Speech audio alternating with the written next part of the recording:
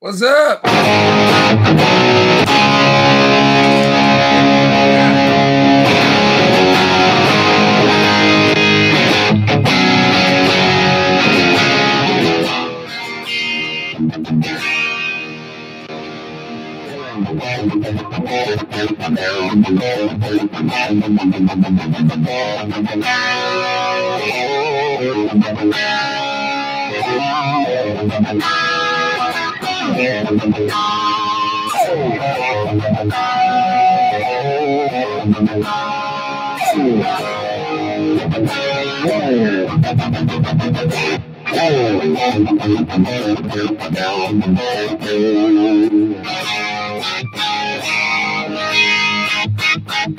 Slightly out of tune.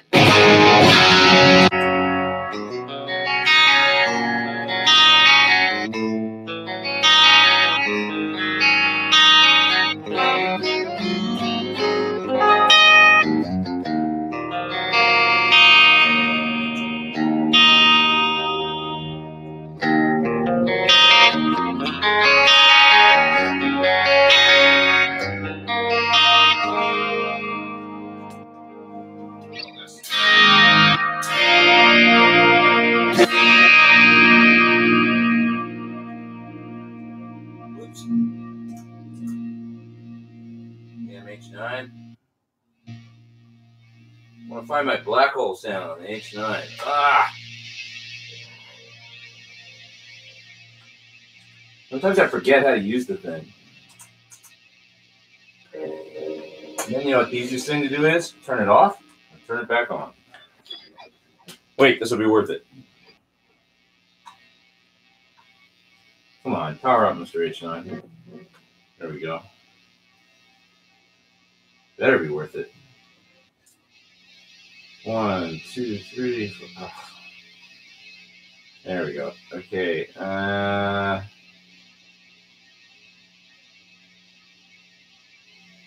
There it is.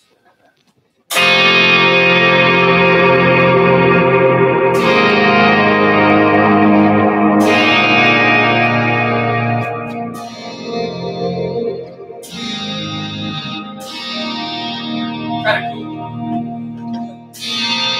Pretty great, please.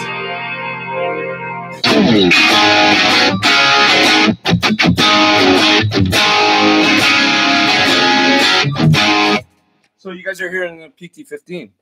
What I'm doing is I got my pedalboard hooked up, both in front and in the loop.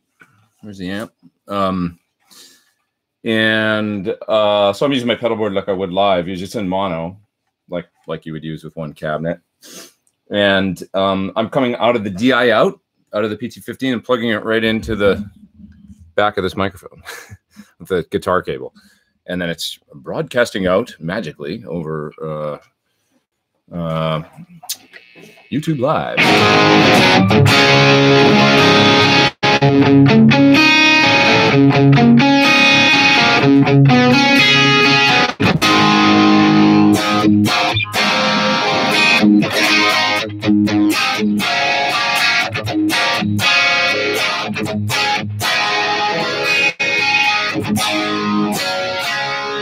I've been learning a whole bunch of tunes because I'm playing a cover gig this week, so I was learning.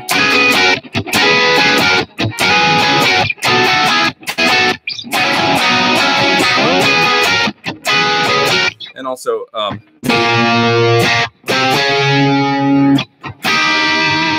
Jet, we're gonna do that, and we're doing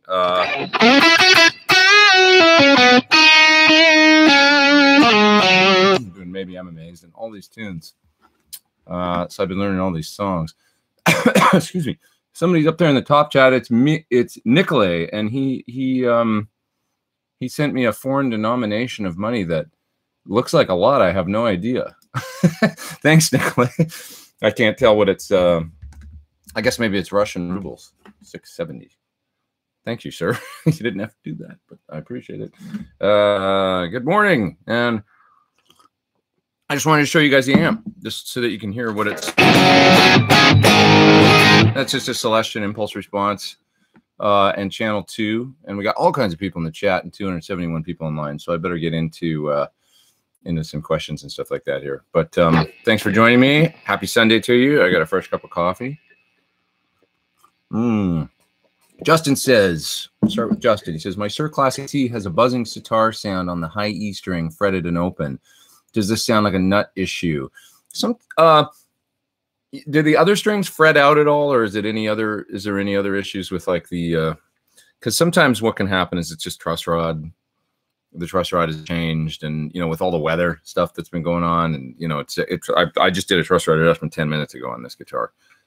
It was bowed back a bit, and I find that can happen, you know, since when there's rain, no rain, snow, temperature change. I'm adjusting truss rods constantly. So that's the main thing, is that if you hear anything on any other strings or any kind of fretting out, but if you're saying it's a sitar-like sound, it can be the nut or it can be the saddle. Tell me this also, sometimes on tellies, you know how they've got the bridge saddles with all the, you know, the three saddles, right, on a telly. Sometimes it can be funky, like if you're too close to the screw adjustment for the height on a telly. Mine all have this, and I have to really carefully make sure which groove the string goes in on a telly saddle many times, especially on my vintage telly. But even on my, like, I have a Macmall guitar, and it's really sensitive. I have to make sure it's not too, if it goes over the one where the height adjustment is, it just does that. It frets out. It sounds like you hit a note and it just dies.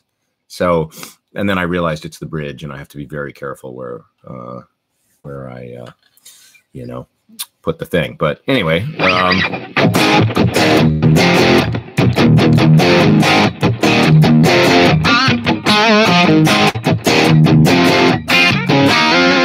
might be clipping a bit. Sorry if it's clipping all of the guitar and stuff.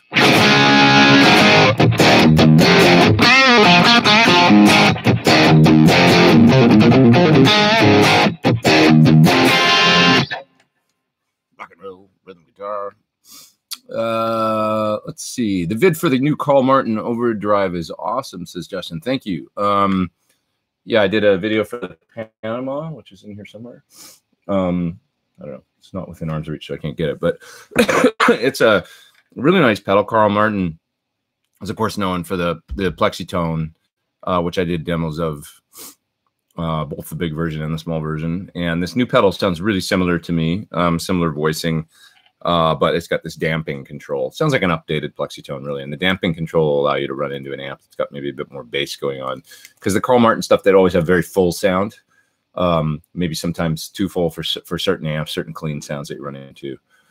So it's just quite versatile. I still find that that no matter what Carl Martin, the pedals are voiced on the bright and sizzly side, which is true Plexi kind of thing, but they sound best running into an amp a bit more neutral. Like if you've got an amp with an aggressive bright sound, might be too much for those certain pedals. So just know that going in. But like into my Fender Bassman with the bright off, sounds great. So into like one of those 68 Princeton reverbs with no bright cap on it, those new ones that they did, the modded ones, probably sound terrific into that amp, for instance, or the normal channel of an AC30. There's some folks up in the top chat, so I'm just going to get up there.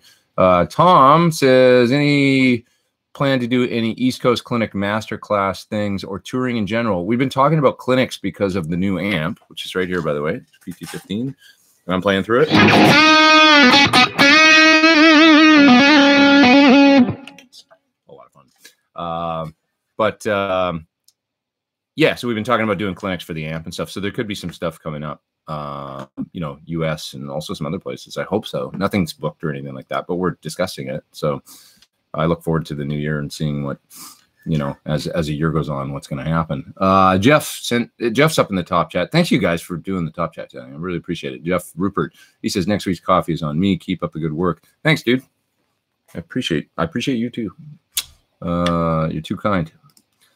And Jack says, hey Pete, thanks for always making our Sunday. You guys are too kind. Super Bowl Sunday. Who's going to watch the Super Bowl? I'm supposed to go to a party later, but I haven't decided if I'm just going to stay here and work or maybe I should cut out and go to a party. I don't know. And Justin, that was the question about the T. I'm going to move down. James says that he's going to hate the pickups in his PRS. Might just hate humbuckers altogether, especially these honky higher output ones. I like single coils. Does your pickup get closer to that? Yes, definitely. I mean, if you listen to the, you know, here's the neck.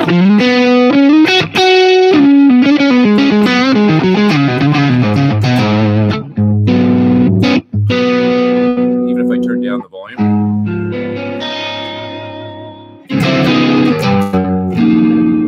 You know, it's not a single coil, but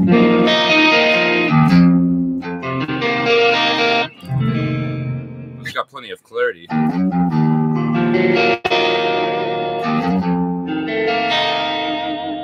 Both of them together is kind of a thing for that too. I love the sound of both these. That's just the both pickups on in series humbucking.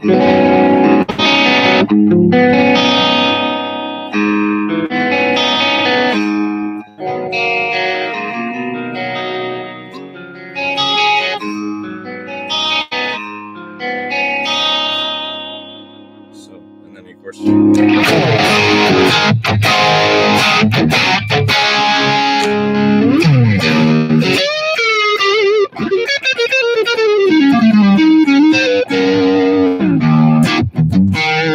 That's the neck pickup. I'm sorry if it's clipping. Just bring the levels down a little bit. Bring my monitor up.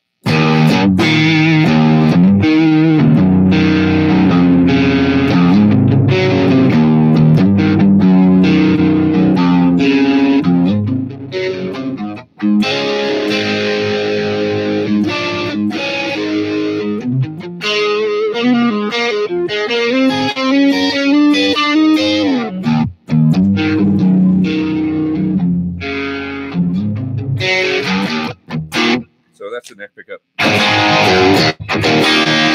the thing I really love about the pickup set is the balance, you know. They really have this beautiful balance where you can just hit all the pickup positions and it never futzes out and all that bad stuff. There's a bunch of folks up there in the top chat. I want to say hi to everybody in case I don't want to miss anybody here. Tom's up there, and he says, Pete, you are a gentleman and a scholar. Thanks, man. Have you ever tried a Nags Kanai, Steve Stevens, or Doug Rappaport? I have a Steve Stevens, and it's here. It's just not in this room in the building. And actually, my girlfriend, Brittany Bowman, she used it the other day in a video. Check out her video. She does a great video on her channel because she plays drums, bass, and guitar. And it's a really great video where she found this electronic music kind of track that's really great by this girl, Billy something or other. Billy Eilish. She's really popular right now. She's huge, and I should be able to say her name. But what is her name? Her name is Billy Eilish or Eliash. Anyway, she's like 16 and she makes music with her brother who's a producer, and she's really great. But this track had no drums and no guitar. And so Britt took it and played like rock guitar on top of it and bass and drums. And she did this great cover. And I did a rough mix of it the other day and she put it up on YouTube, and I think it's great. So look at Brittany Bowman's YouTube and check it out because I think it's really cool. But anyway, she's playing my Nags in that because she likes that guitar a lot. So that's the red Nags, Steve Stevens. And you say you're looking for a modern Les Paul style single cut guitar. I think that would fit the bill well. I mean, the Nags are like, you know, modern appointments, and the Steve Stevens especially has the hot pickups. I'm not so sure. Sorry, guys. I'm still getting over this stupid. When I get a cough, it's like 3-4 weeks. It's always that way. I'm not sick anymore. It's just that lingers. I find it just as I get older, it's like that. But anyway, I'm a fan of the Nags guitars are really nice. The Steve Stevens, I used that guitar a lot on tour in early 2015 and late 2015, and it's a great guitar. I'll use it again. It's a super flashy looking one, a red sparkly one. They do nice work. Nicolay is up in the top chat again, and he says, Pete, for distortion and high gain, which delay and chorus is better to use, digital or analog? Can you recommend any specific models? Price does not matter. Chorus, I mean, for distortion, it's really up to you. I don't have a great recommendation of clean versus dirty for the for a chorus. I mean, the ones on my board are the H9 and the Mobius. I think the Mobius is the Mobius is actually probably my favorite Strymon pedal because it does so much stuff and it does it well. Like even the wahs and the auto wahs and the univibe is decent, and the chorus in it sounds really good to me. So maybe you just want a Mobius, but for delay, it really depends. The analog thing, when I think of analog or tape, I think of Eddie Van Halen and the slap. I could actually do a little demonstration in a minute here of the difference between delay in front and slap and stuff like that.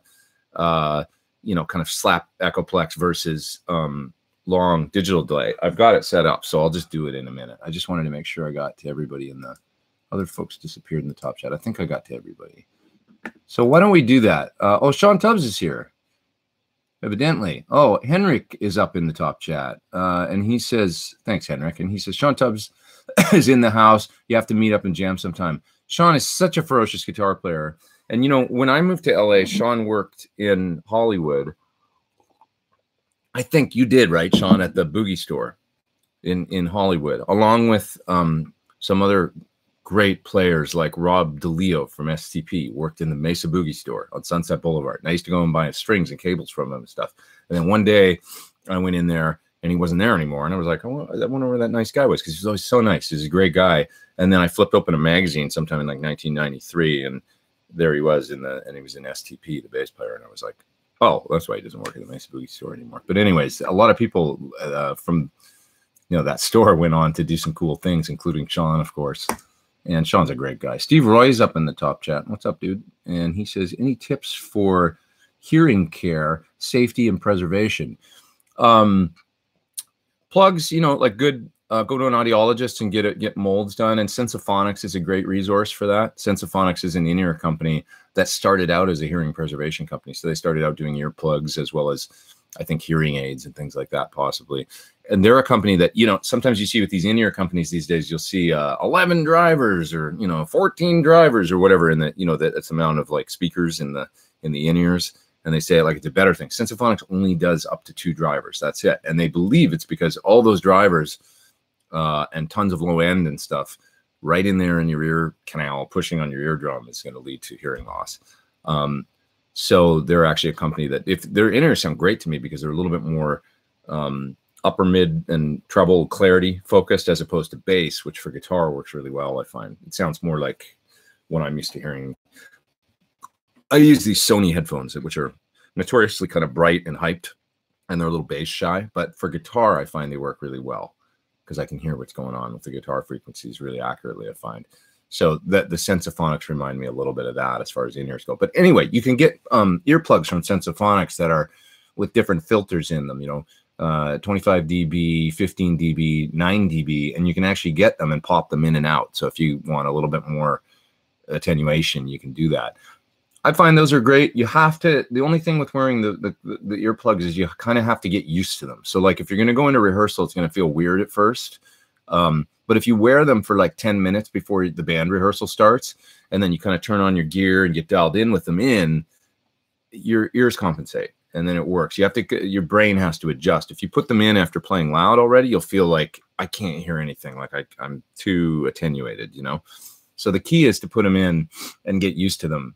And adjust to them a little bit. You know, it's kind of like putting on like sunglasses in the dark. It's like, or in a regular room, it's like, I can't see anything, but then 10 minutes later you'll adjust and you can see kind of that sort of thing. You just give your ears a minute to adjust. I still hate playing with plugs in because I love volume, and I love, you know, feeling it. And it's just like at a certain volume, that's where I'm comfortable.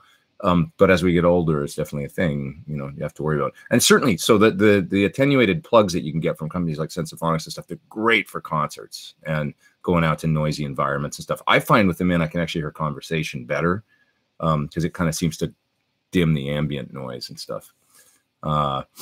So that's a good resource, Sensophonics. Just going to the audiologist in general, getting some molds done. There's other companies like Westone that make them, you know, compensated earplugs. And they do sound so much better than the foam, you know, that just block everything. They work great. Let's see here. Can you give us an overview of the PT15 sounds, different channel flexibility of tones? Sure. I can totally do that. So if right now you're hearing my pedal board hooked up. So I'm on channel 2. If I go to channel 1,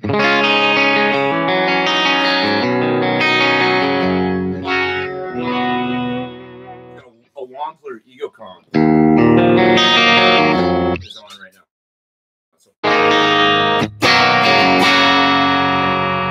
So bright switch is on. I'll just turn it off. Right. So let's drive up channel 1 a bit.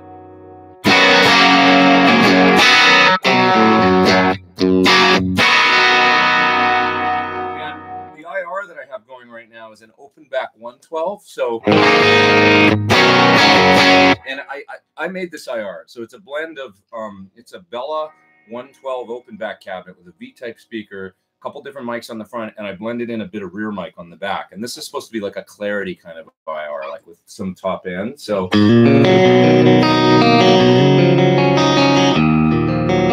there's nothing in front right now. It's a little bit of delay on, and that's it. And that's it running in the loop of the amp. Okay, so if I just want to warm that up a bit, I can go to a different IR. Now I'm on a little bit different IR with a warmer blend, more ribbon mic and stuff going on with this one. It might sound a little bit better for dirtier kind of, you know.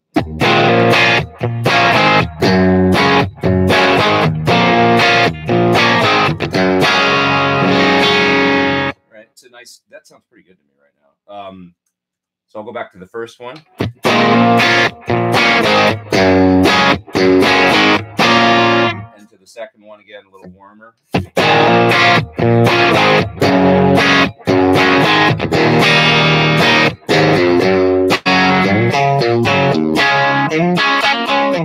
know, pretty nice. That's just another, it's the same cab, I think, but I just used a little more ribbon mic and warmed it up, not so much 57. So it's really, really easy to change IRs and get different cab sounds. And then if I want to go to my closed back sounds, I'll just go to bank 1, cab 1. This is a Greenback 412.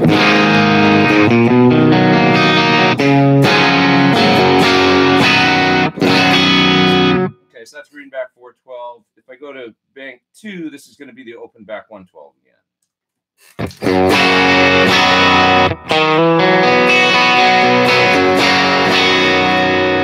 Okay, so it's really easy to change cabinets. If I go back to bank 1, cabinet 2, this is a B30 412.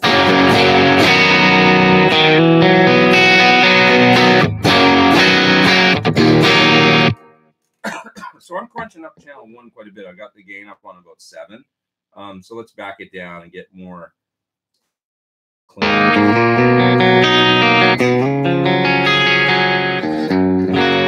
Normally I would use a compressor with this type of sound.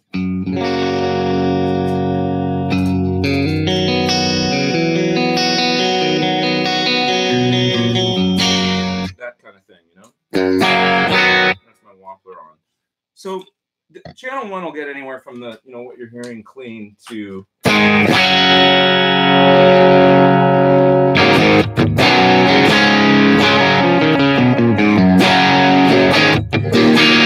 a Fendery kind of grind when you turn it up. It sounds like a nice, you know, cranked up deluxe or something like that. So it's got a really great range, and the tones are just kind of around 5 or 6. Going to channel 2, and channel 2 and 3 are basically the same, right? You got just 2 sets of gains and masters, and you got a 3-band EQ. So now, once again, with the IRs, this is the really great thing. I can just easily change up the sound like pretty dramatically. So that's greenbacks. This is V30s.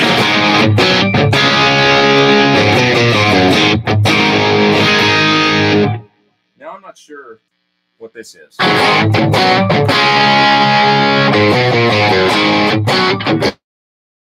I got to look. I'm not. There's some of them were changed at the NAMM show and stuff like that. So I think this might be the PT 212 cab, the old one.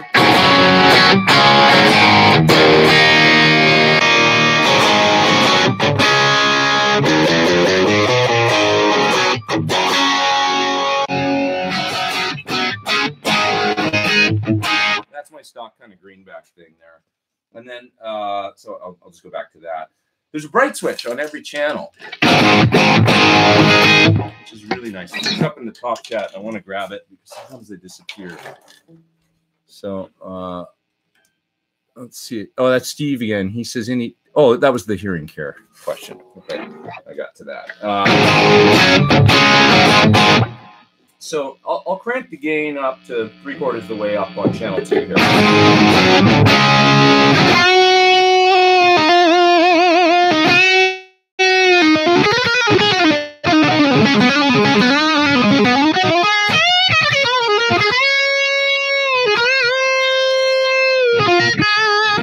I'm not getting any feedback or anything like that right now. I'm only playing through the headphones, right? That's all I can hear. There's no speakers on in here. So you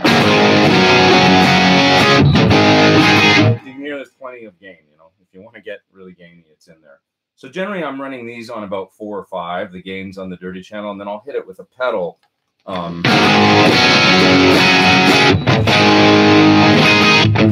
So here's my lead tone with adding an archer. So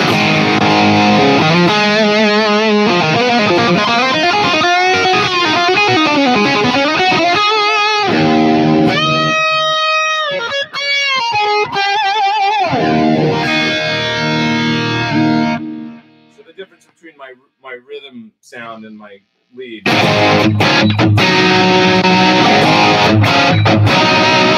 hear the mids of the archer just. I just do that thing. Somehow it's almost feeding back and there's no sound in here. That's what I love about the archer.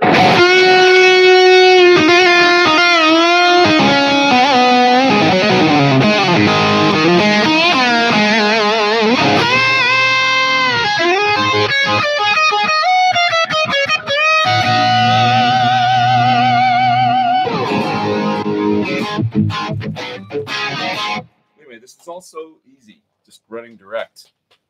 You know, it's killer, man. I love modern tech. I do. And I love old tubes. All right. I better move down because I'm basically at the beginning of the chat and you guys have been chatting amongst yourselves. Hopefully that gives you a good kind of, you know, overview of what's going on with the amp. I hope so.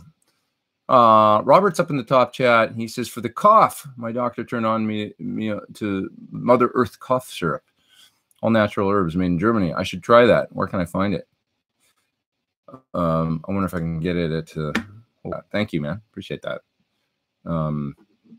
Mother Earth. I can remember that. Like the band I Mother Earth from Canada. Let's see here. Braxall says, do you think I made a mistake? I bought a 2017 limited edition Copperburst Gibson Les Paul. I hope not. I don't think so. Copperburst, that sounds cool. Sean's there. Yeah, there he is. I see Sean Tubbs in the chat. What's up, buddy?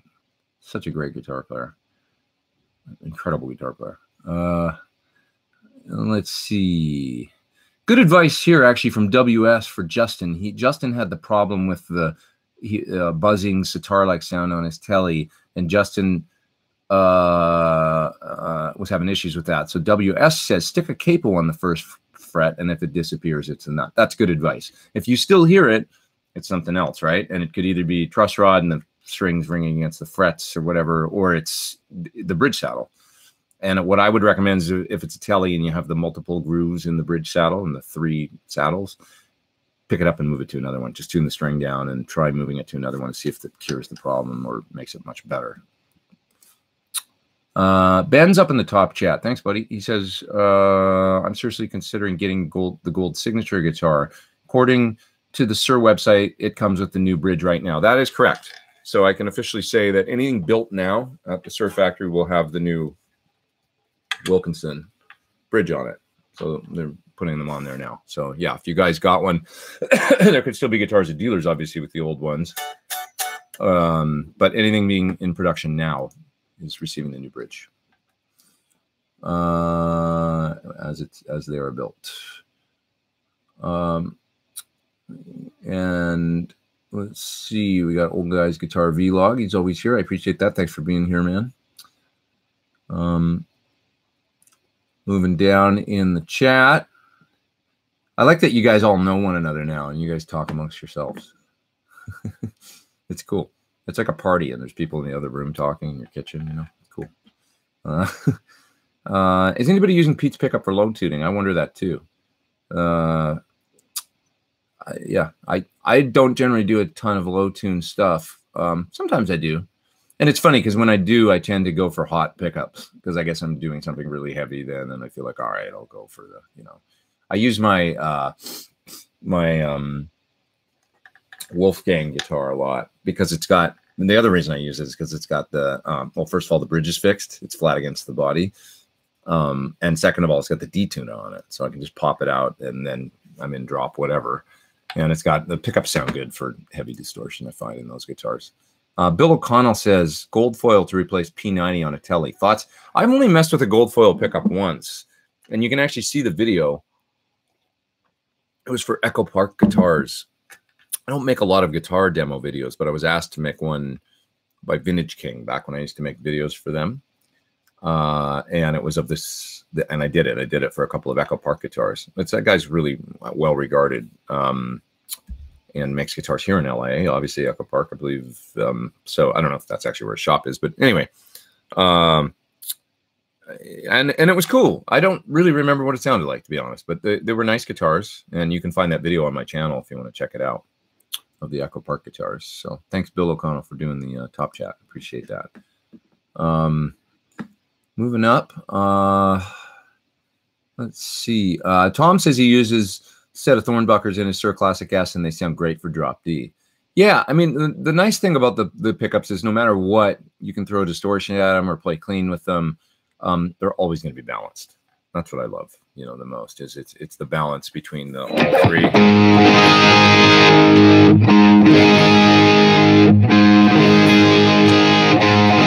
Right, the positions all, even with distortion, there's a clarity. The tone doesn't change that much, you know. So Scott Henderson thing, I loved how he sort of brought to my attention, like that he rolls the tone down so much on his bridge single coil so that when he changes from the neck to the bridge, you almost don't notice that much. I mean, you do, but it's like there's not this massive change in open top end or something that can happen, you know? So, yeah. Moving down. Let's see here. I think I'm so far back in the chat that this was before the video even started. I should just go to the end. Sorry, guys. It takes so long, and I guess I was playing a lot. And Anthony says, Seattle. Seattle says, I love you. Thank you. I love Seattle. I haven't been there for a long time. Love to go back one of these days. I miss the Pacific Northwest, actually. I want to go to Vancouver soon. I got friends up there and stuff I want to visit. Love that place. Have I ever used an SD 3000? A little bit. Yeah, and that's the sound that I actually like to use on, you're talking about the Roland. I get mixed up the SDE 3000 and SDD 3000, I think, which is the Korg, right? I get them mixed up sometimes. Forgive me. But yeah, I've used them a little bit. And I dig the SD 3000 setting on my Boss DD500, which is what I'm playing through right now, actually. Where's the modulation coming from? There's a little bit of mod delay on. I mean, if that's what you're talking about. Maybe it was when I was playing clean. I turned up the mod delay and you could hear it a lot more. I generally have delay with some modulation. Do you tune your guitars to E flat? You know, I think I am in E flat right now, actually, on this guitar. I forgot. I was cutting. It is actually E flat because I was cutting a solo for the song for the Panama Carl Martin video. So I had the guitar tuned in E flat. Yeah, it is in E flat. I forgot. Every now and then, sometimes especially if you're doing something old rock, kind of aggressive, anything Van Halen-ish, E flat can sound really cool. You know, just has a like slightly more nasty sound to it. Studio looks nice and comfy, says Surf By. Thank you, appreciate it. Yeah, it's pretty good. It's a little bit of a mess actually right now. I got a lot of shit on the floor here right now, cables everywhere, but mainly because I got the amp in here and I've my pedal board hooked up, and then things just get out of control sometimes in here. I can be messy. Did you see the new Rev D20? It is similar to Pete's new amp. This is Bragg's Hall. I saw that Rev brought out a modeling amp. Not a modeling amp, excuse me. That's doing them a disservice. A tube amp with IRs built in as well. It's kind of a different animal, though. It's more like a small lunchbox amp, and it's got 6 IR settings. And it's kind of a clean, like a one-channel affair, I think. Cool. You know, I wish them all the success in the world with it. We went a little bit of a different way, I guess, with ours, you know, with the 3-channel thing and stuff. And but you know, the Rev, I actually have a Rev pedal here, the G4, this one. I got to make a demo of this for them right away. So that'll be happening like in the next few days here. I like the Rev guys. They're nice. And they work with 2 notes. I also have a new 2 notes torpedo cab here I'm going to make a demo of. We're all friends. Let's see here. Moving down.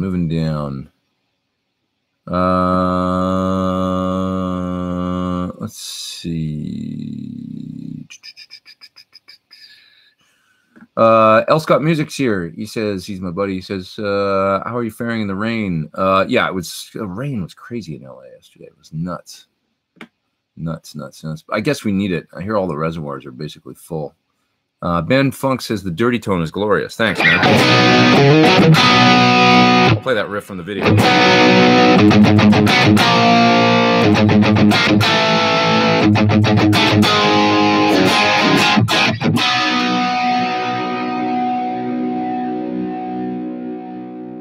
Organic presence.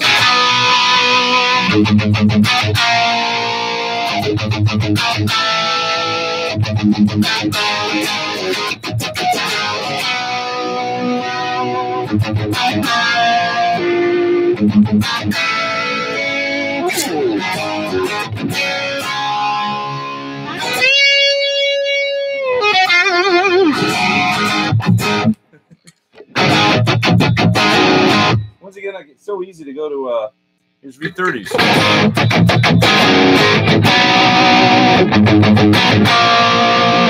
And those are just the stock Celestion IRs. So it's fun, man. This is basically what you guys are hearing right now, by the way. This would be the sound you'd hear through the headphones if you used a headphone jack on the amp, you know? It's essentially going to be the exact same thing. I think it's perfect. I don't know.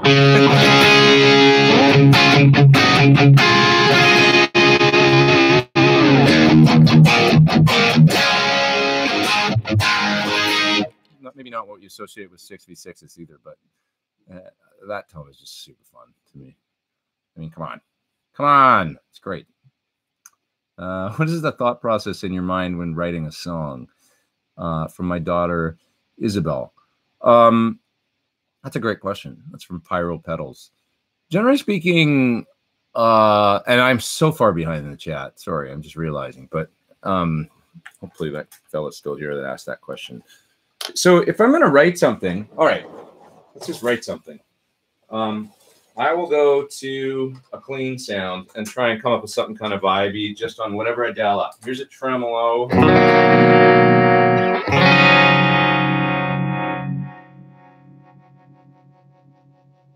And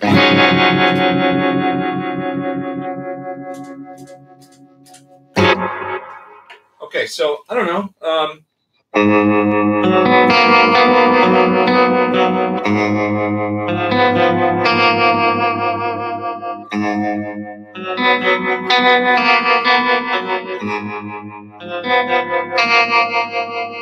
Now we got to go somewhere. I'll probably go to C. And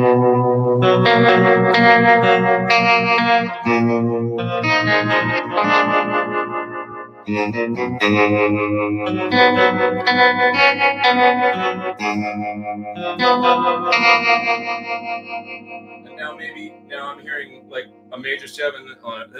I'm hearing so that's C, and maybe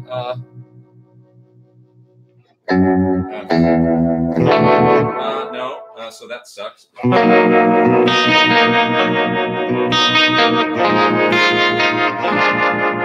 you can go to E minor.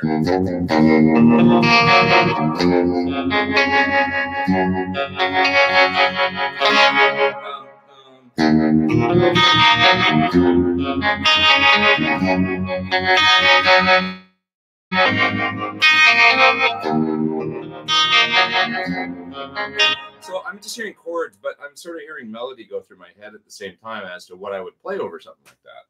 you know. So my first part, and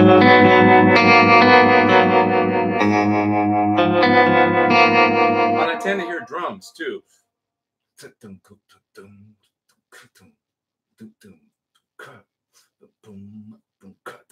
And so bass, boom, boom, boom, boom, boom, boom, boom, boom, boom, boom, boom, boom, right? So, and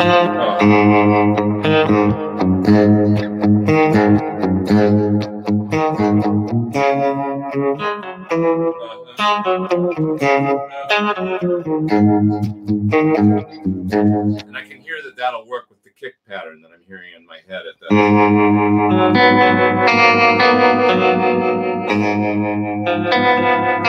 know, with that.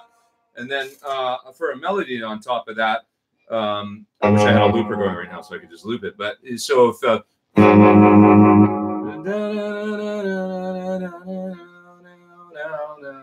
something like that, you know. Like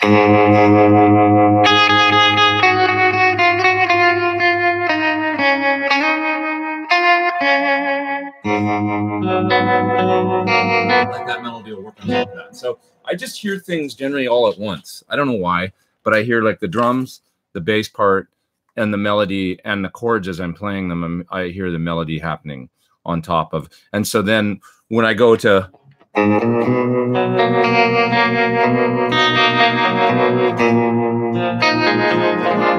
I'm not just playing the chords. I tend to think about what melody is going on top of it at the same time, like long notes, and I don't know how else to describe it. But so I'll just sit down and start playing chords, and as I'm playing the chords, I'm hearing the drums and the bass, and then the melody at the same time. If that, hopefully that makes sense. Thinking about like the whole big picture or whatever, and yeah, and that's it. And then thinking about, I'm always thinking, okay, it's got to go somewhere now. Like you can feel there's a natural, we need to release a tension, or we need a dynamic shift, you know, go to halftime or go to double time, or all those kinds of things, you know, thinking about all that stuff. Is the PT-15, let's move on. Mark says, is the PT-15 exactly the same as what will be produced? Yeah, I mean, that's it. Essentially, we're not going to change a thing. There's a couple little refinements to make that that we're looking at, but nothing, you know, just like values or whatever. Basically, this is what you're going to get, you know, if you were to get one. So I like this tone I got going right now. Listen, nice, pretty cool.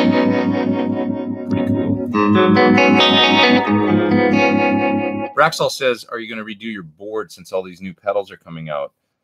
You know, like right now I have a whammy ricochet on there instead of the Boss Harmonist, and I had a Unit 67 on there, but I took it off to put the ricochet. I tend to just like replace a pedal every now and then, you know, but the board is versatile enough that I can just kind of pop a pedal here and there and put another one down. I asked when they made it to leave enough slack in the cables, because they're all tied very neatly underneath, but I said leave enough slack so that if I've got top mounted jacks instead of side mounted jacks and I want to put a different pedal on, I can accommodate that. And so it's pretty easy for me to just get some dual lock and put another pedal on there and take something else off.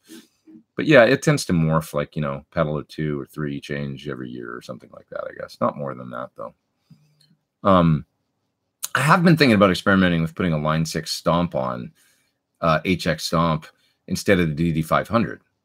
Blasphemy, some people might say. But I like the delays, the Line 6 delays. And I realized that if I have a Line 6 HX stomp on my board, I've got a full modeling rig with my pedal board only, right? Because if I run with the system of the way my board is patched, all I need to do is patch the output of my Musicom Lab switcher into the post effects, which right now are 2 H9s and the DD500. In this new case, it would be 2 H9s and the HX stomp. And what I would have is a full pedal board with then the HX stomp and then one of the H9s following the HX stomp. And if I ever had to do something where all I could take was my pedal board, I could use the models in IR loader in the HX stomp. And I would have an H9 after that for some H9 post effects. And of course, whatever else I want to do in the, so it's kind of like, that makes my board like way versatile, right? Like I could literally go and do just a pedal board session, or if I had to fly somewhere and do a gig, I could configure a certain bank of presets so that they were modeling presets and use. So I've been thinking about doing that because it's the same size as the D. Not that I don't love the DD500; it's a great delay, but it just kind of, it dawned on me that if I put that on there, I could just use HX Stomp for delay. There's great delays in the HX Stomp. Everything I need really for post delays. Oh, Robert's up in the top chat again. He says he sent me, thanks, dude. He sent me a link for Mother of Cough Syrup. I really appreciate that, man. Thank you. Because I think I need it. Appreciate it.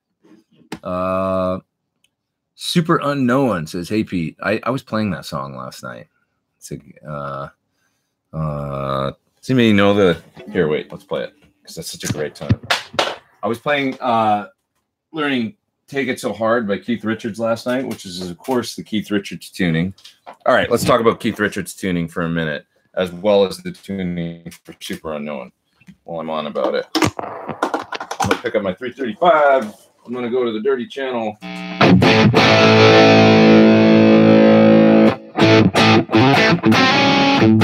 So the Keith Richards G tuning. Drop the A string, a whole step. Now, if you're Keith, you take off the low string, right? And also, I guess you can, it's not 100% necessary, I find. You can get away with just leaving everything else the same, but if you want to drop the high E string to G, you can do that. But anyway, this tuning, this allows you to easily get, you know,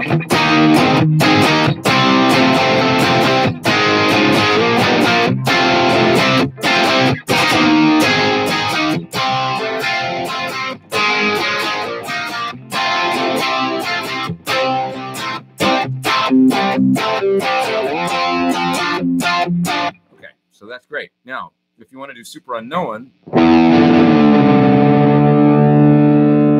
drop the low E string. Now you have D, G, D, G, B, right? So that was good. There it is. So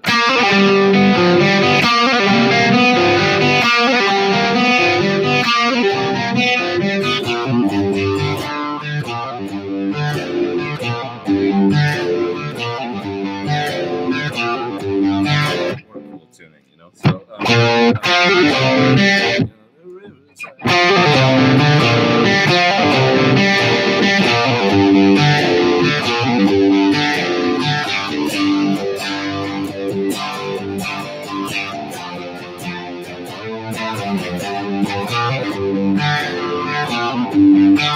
so cool. So anyways, but yeah, if you're Keith, you take the low string off, right? And then you get this great, you know, you can literally just hammer away on the guitar with one finger all the way across.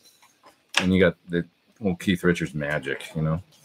He built his whole career almost around that genius tuning. That was just, you know, makes everything fun and easy to play. But anyway,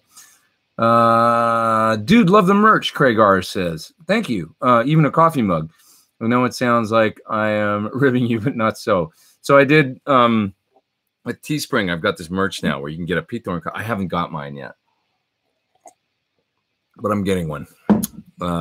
So it's for these Sunday chats. So my Teespring store is on my website, but it's also underneath all my YouTube videos. You can see there's hoodies and T-shirts and stuff. So it's fun. We did the same design that we came up with for the Pledge Music campaign for the release of Pete Thorn 2. And I'll come up with some new stuff as well soon. Some different, I don't know, fun stuff. Dave Friedman and I are actually going to start a T-shirt thing, I think, because we were coming up with all these ideas yesterday. Like, okay, I can't tell you because then you guys are going to steal the idea, but it's a great T-shirt.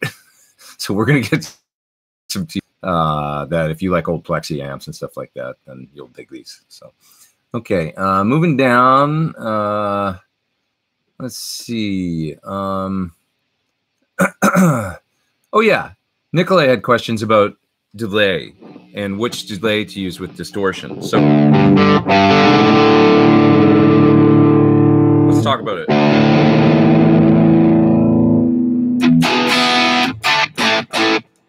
Okay, so my standard thing to do for a lead tone delay, it's in mono right now. It would normally be in stereo, and sometimes I'll do a ping pong 250 and 500, something like that, and then tap if you want. But you can almost use 250 and 500 So in other words, 250 milliseconds on one side, 500 on the other side. And then you get this wide stereo spread when you're playing solos. I'll do that a lot live. Sometimes I'll just do a one-time value, though, if it needs to be a tight, you know, tapped kind of thing where it's, you know. But I like stereo delay on my solos. If anything, it's gratuitous in my in-ears, which I play a lot with live these days. It sounds great to have the you know, a little bit of stereo going on and so on. So anyway. So that's the kind of delay. It's a little more, you know, it's a little, this is two different values. It's like slightly different, and it's one, this isn't a 250, 500. This is probably like a 300 or 400 milliseconds. What it's 445 actually. But what it's doing is it's offset a little bit, and you're hearing it almost like a little bit of a phasey sound because you're hearing it in mono right now. Normally I would be using 2 amps in stereo, but so you're getting a little bit of a blended sound at 2 delays. But anyway. Okay, so that's your standard clean, kind of like long. It's digital, but I've got a little bit of high end rolled off on the repeats.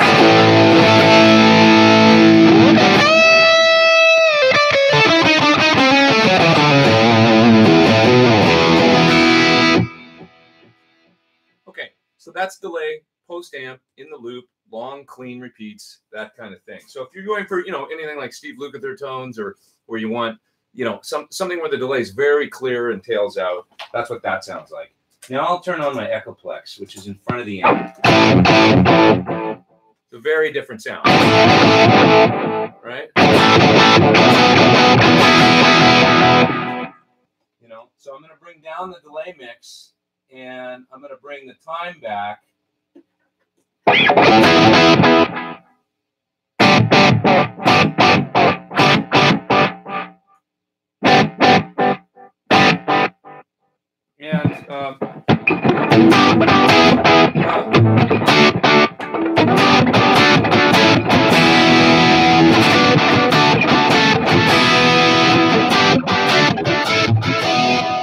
Van Halen, right? So he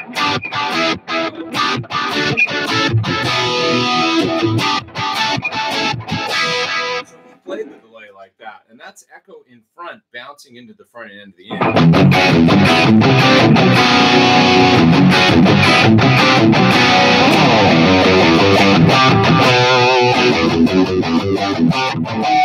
And this is when he was in the studio, I think he just had the Echoplex on all the time, many times, and he would use it like that, where it's kind of bouncing into the amp, and he'd just get a cool rhythm going that worked with the tune. And it's like 1 or 2 or 3 repeats. It's actually probably a little faster.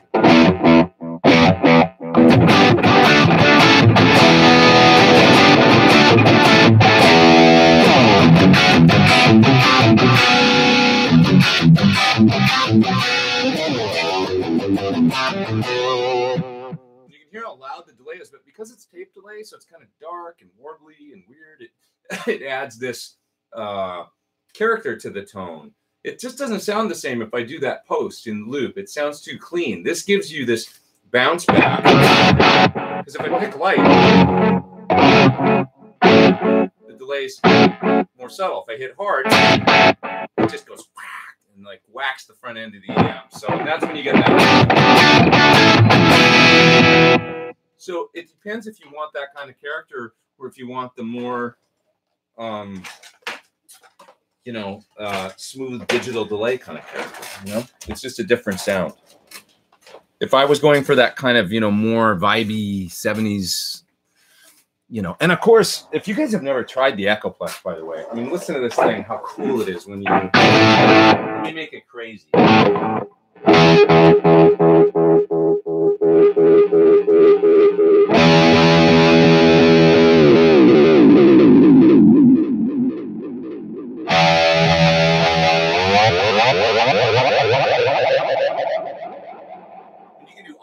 Whole lot of love spaceship noises with it. No problem, you know. It's just, it'll do all that stuff so great.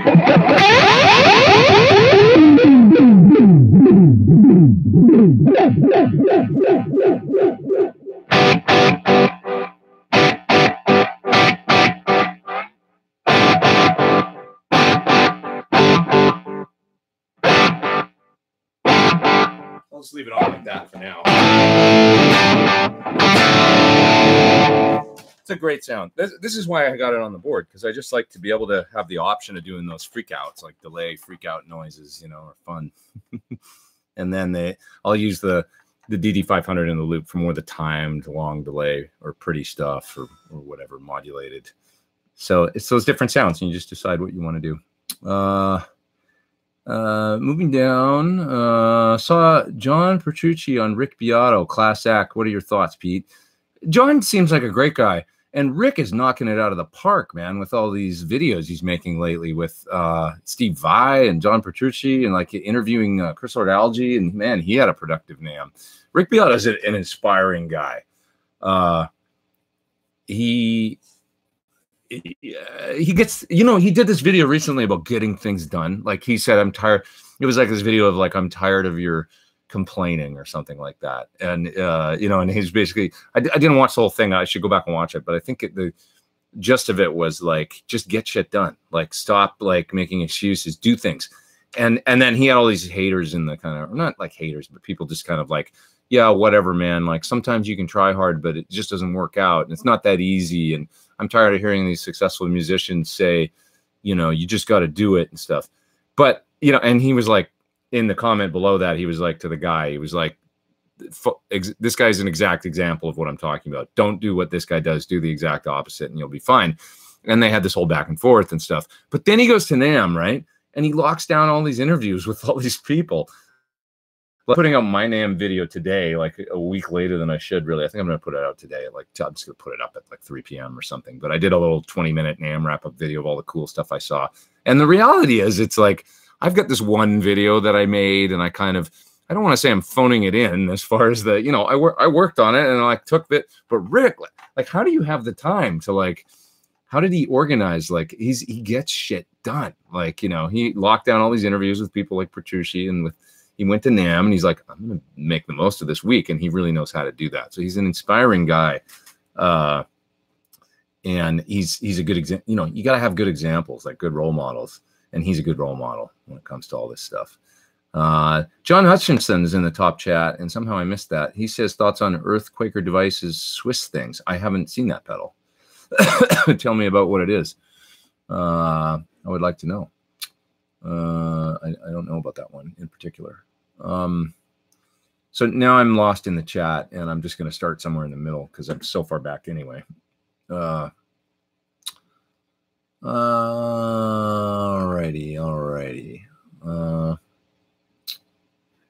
Let's see. Bought a bass player's Do It Worse mug for my bass player from Glenn Fricker.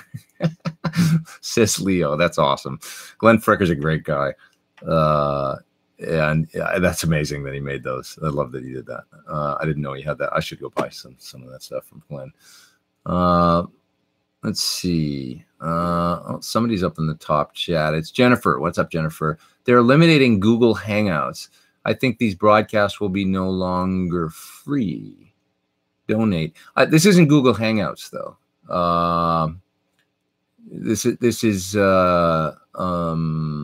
This is just a different thing. It's YouTube Live. It's not a Google Hangouts thing, so it's different. And I don't use Google Hangouts for this, like a different thing. So I think it's going to be okay. And you're asking Jennifer too if I played the ES335. I think maybe you mean the Chris Cornell model. I've only played Chris's. I played his guitars when those guitars were first being designed. I sat with him at his house one day and played his green one and a couple different ones and stuff. And that was when he first got prototypes. But I haven't seen the new ones, which I'm sure are exactly the same. Cool guitars. I mean, super vibey. You know, it's a neat take on a 335 with the unique pickups and stuff. Many of you here are an inspiration, says Joshua. I hope I'll have the luxury of following in your footsteps to keep the guitar alive and strong for the next generation. I hope so too, Joshua. That's awesome.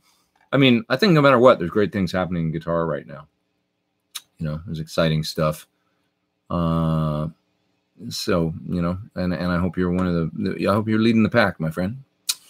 Eric says, do you ever use a slapback delay instead of reverb, or maybe a slapback and a longer delay together?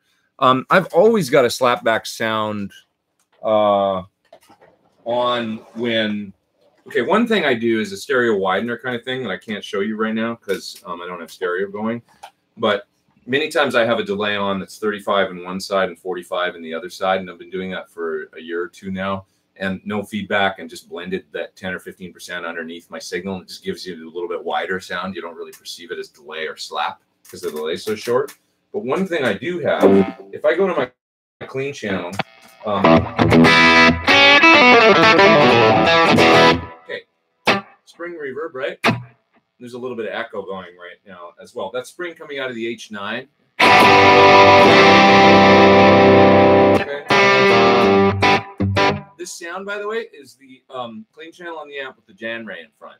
And this is what I call my Tweedy sound.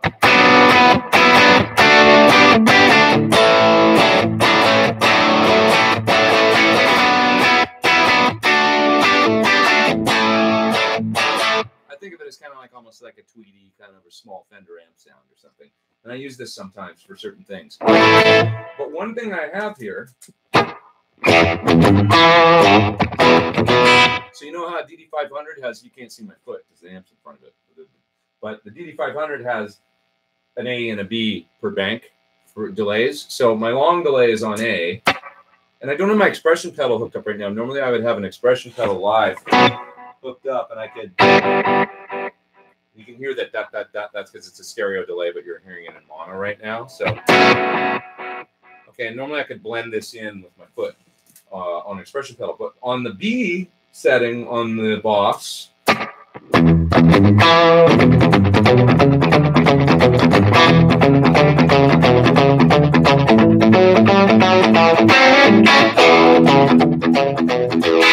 okay, so I've always got that on tap, a slap delay for that type of tone. If I'm doing like a semi-overdriven, kind of broken up Fender amp sound, I like to have a slap handy because it's just a cool sound.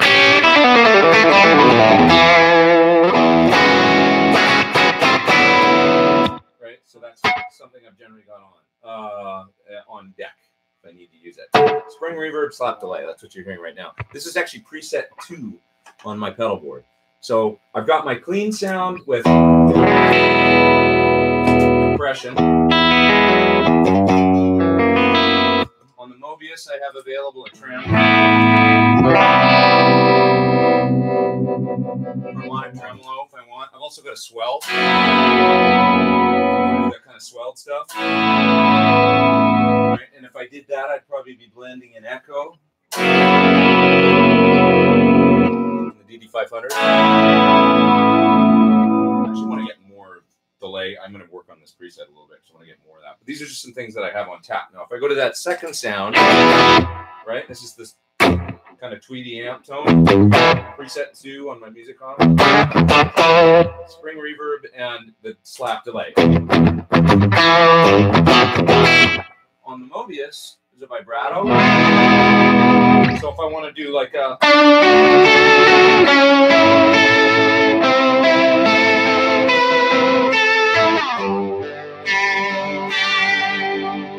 can get that going really easily, and then I've got tremolo.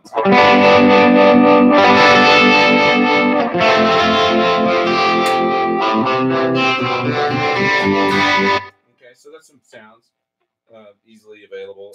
If I go to my preset 4, this is the dirty channel on my amp. This is my rhythm main crunch.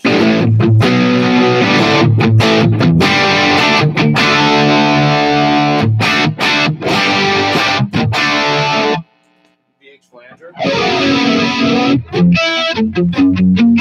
Preset that I made in the Mobius. And then this is a... oh, that's not actually going to the right thing. Some sort of... yeah, Univibe. Okay, so there's Univibe on there. I've got the preset. But anyway.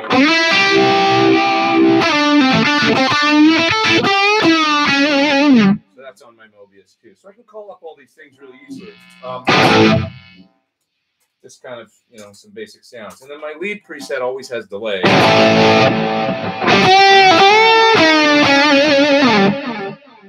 Like that. And I think I've got a crazier one on B on the Boss. Yeah. Okay, Okay, so that's a tape delay preset on the Boss, so that if I want to like play a solo and I'm soloing and I'm like doing some kind of like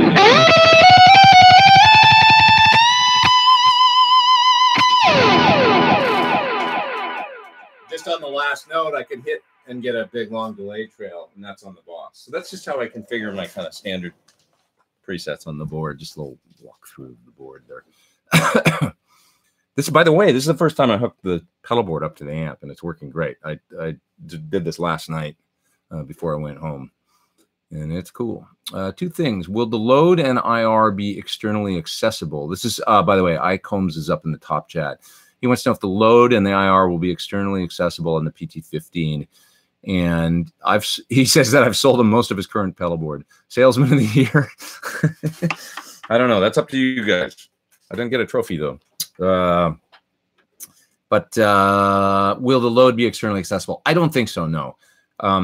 We talked about that, but this gets into all kinds of issues with kind of like warranty stuff. And, you know, it's a great question for sure, and not for me, because if they decided to do that, it would be up to them, you know. But the problem is that the load to fit in the amplifier, I mean, it's overrated for sure for the amp, but it's, you know, there's going to be people with a 20-watt amp or a 30-watt amp. They're like, oh, I wonder if I can get away with using the load, right? And then it gets into all these problems of like, you know, somebody, because I've actually smoked loads before, like actually smoke coming out of the box, you know, and that can happen if you, and then you can damage your amplifier, and then it gets into, you know, obviously customers would be pissed and stuff.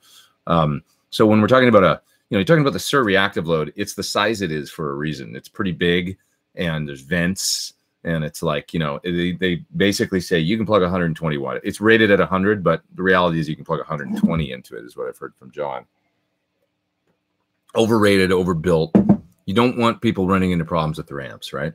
So when we talk about the PT15 load, it's a miniaturized version of that same load, and it's overrated and totally fine for an amp of this power rating and stuff like that.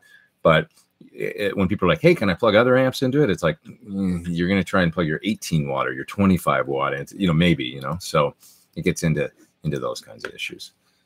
So it's not a thing where they're going to make that something that is a feature or anything like that. If you want to do that though, just grab a SIR reactive load and then you're safe. You know, you can use it with any amp. And it'd be much more convenient. Okay. Moving down. Let's see. Oh, Tim Pierce is here somewhere, I think, maybe. My good buddy Tim. I think he's here. Oh, yeah, there he is. Hi, Tim. What's up? I hope you're still in the chat. And we had a great time doing this UA panel. I don't get to see Tim enough anymore. Well, we made a video together for his Vemoram Tube Screamer pedal, and which was so much fun because Tim came by my place and played brilliantly, as always. And then we did a panel together at Universal Audio, and that was just great, sitting there and chatting with Tim for 45 minutes with, excuse me, God, burping, with the UA folks. Really fun. Okay, so somebody, Mr. Liu89, I think is your bang up job by your gal Brittany on that Billie Eilish cover. I hope I'm saying it right. My daughter had me play the original video just yesterday. Yeah, she's doing cool music, that girl. She's really talented and is so young, and it's impressive. And I'm glad you like. I thought Britt did a great job on the cover, and I said, you might have found your thing, because she likes making covers for YouTube, like doing cover songs and stuff and playing drums over them. But many times songs already have drums and stuff, so then it's difficult. And with that Billie Eilish song, there's no drums on it. It's just an electronic track with kind of like subby bass. It's a very sparse track. It's a cool song, but there's not a lot going on. So she took that and then added all these rock elements.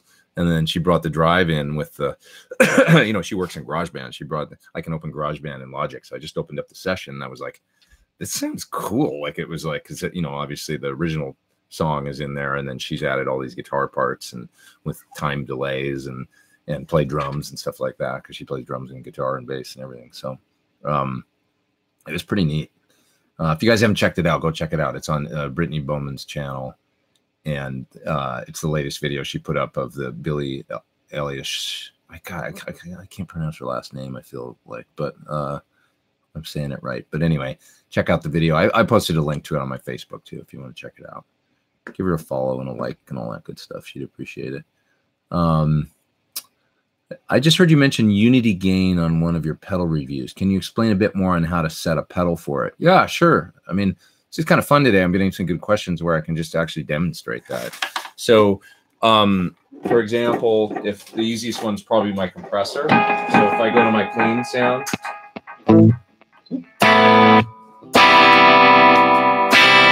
Was it with the compressor? With the compressor's off. Compressor's on. So I'm getting maybe a little bit of peak reduction. You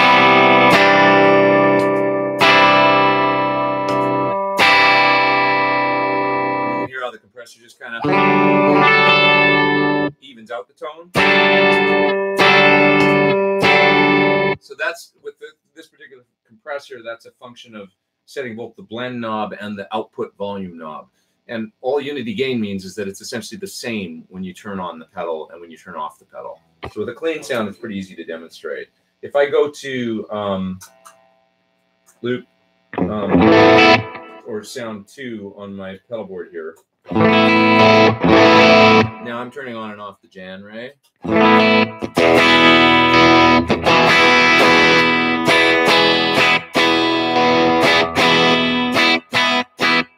And it's getting, you know, essentially I like setting my drive so that if anything they boost a little bit, I'm actually hearing that it's maybe dropping the level of hair.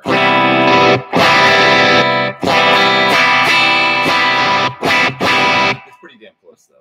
So that's unity gain, where it's like, you know, you get the same amount whether the pedal's on or off, same amount of volume.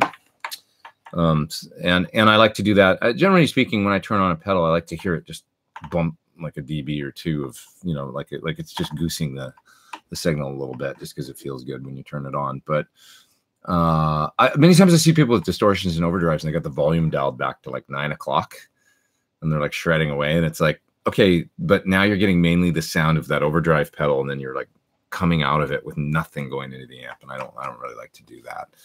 Just even psychologically, I like to know that the sound coming out of the, because now the pedal is compromising your output of your guitar going into the, you know, I don't know. I mean, whatever works, you know, but I personally, I don't like to do that.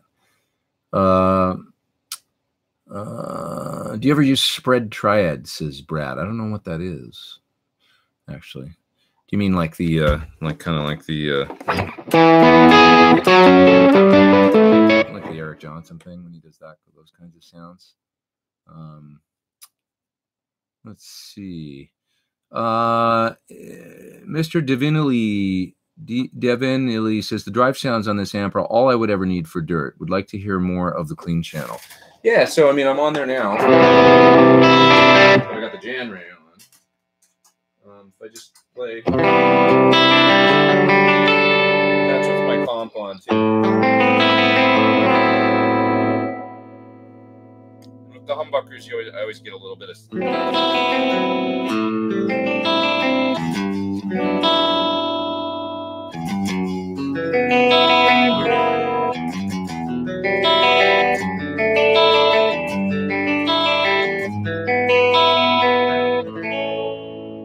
Right off.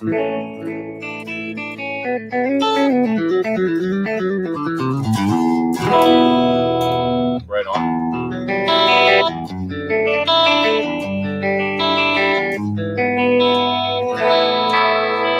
If I turn off the compressor.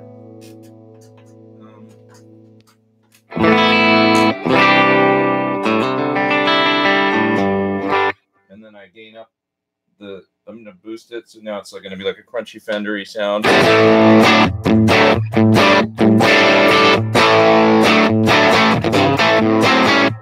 I'll change the IR to the slightly warmer one, which I like for drive sounds. And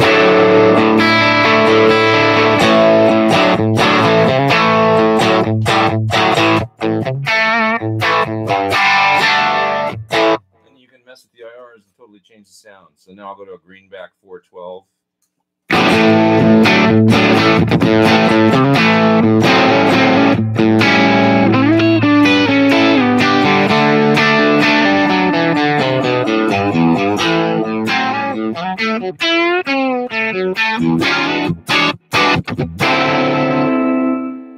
Okay,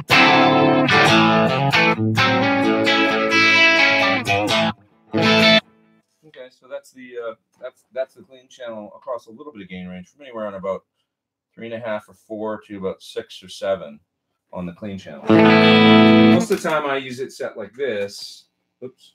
You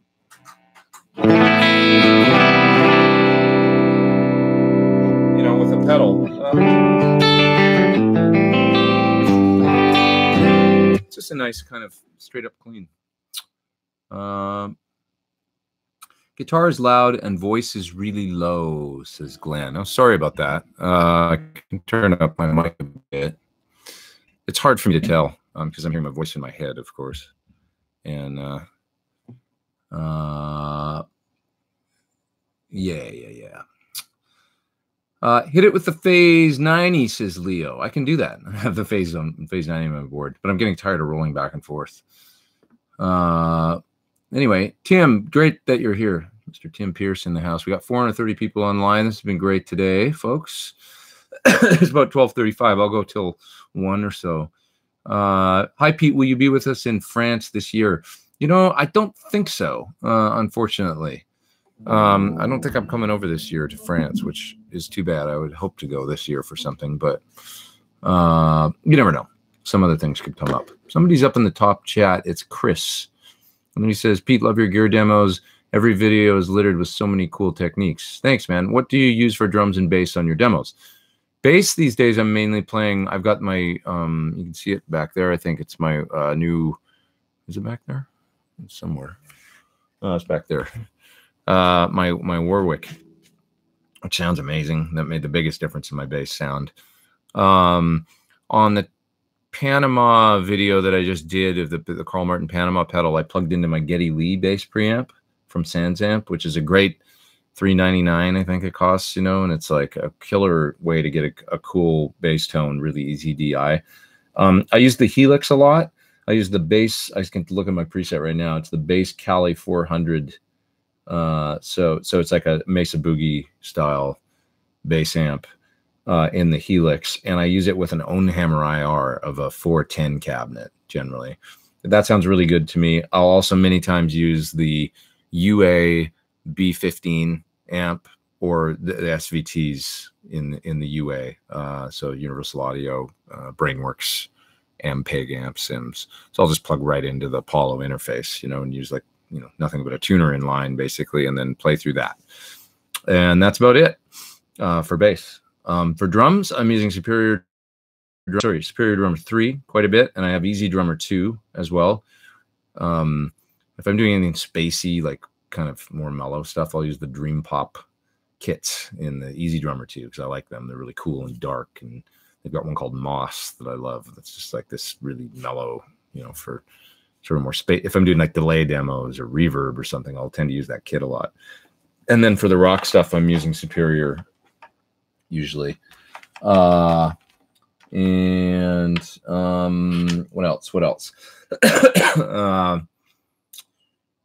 Let's see. Steven Slate drums I still use. And I want to get the new version, the 5 version. It must be out now. I haven't even looked for a while, but I'll use Steven Slate 4 a little bit. You know, for drums. I used to use that a lot. It was like my main thing, and then I sort of moved to Superior. I've been using Superior Drummer a lot. They're all getting better and great, you know, like they're all pretty usable. So, and sometimes I'll use loops from my friend Blair Cinta. He did a great loop loft package that I bought for $29.95 and just loaded into Apple loops, and there's a bunch of vibey drum loops in there and stuff. And those are just like Apple loops. Let's see.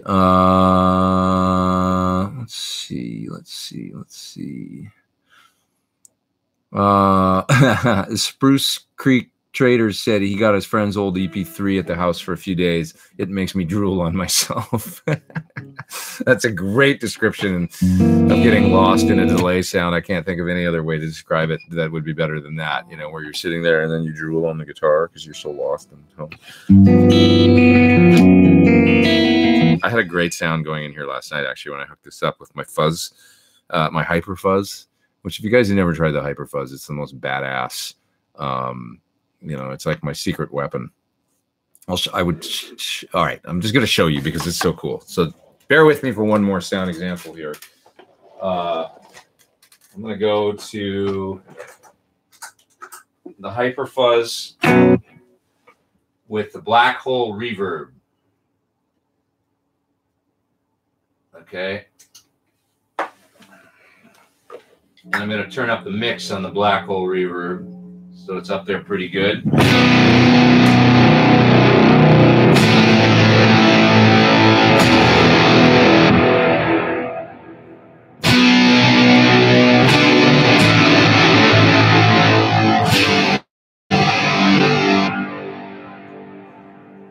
It doesn't sound quite as cool as however I had it dialed last night, but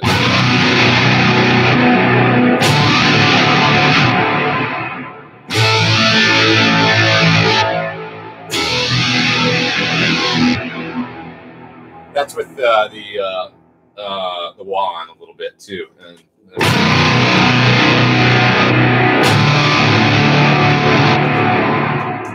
Pretty cool sound though.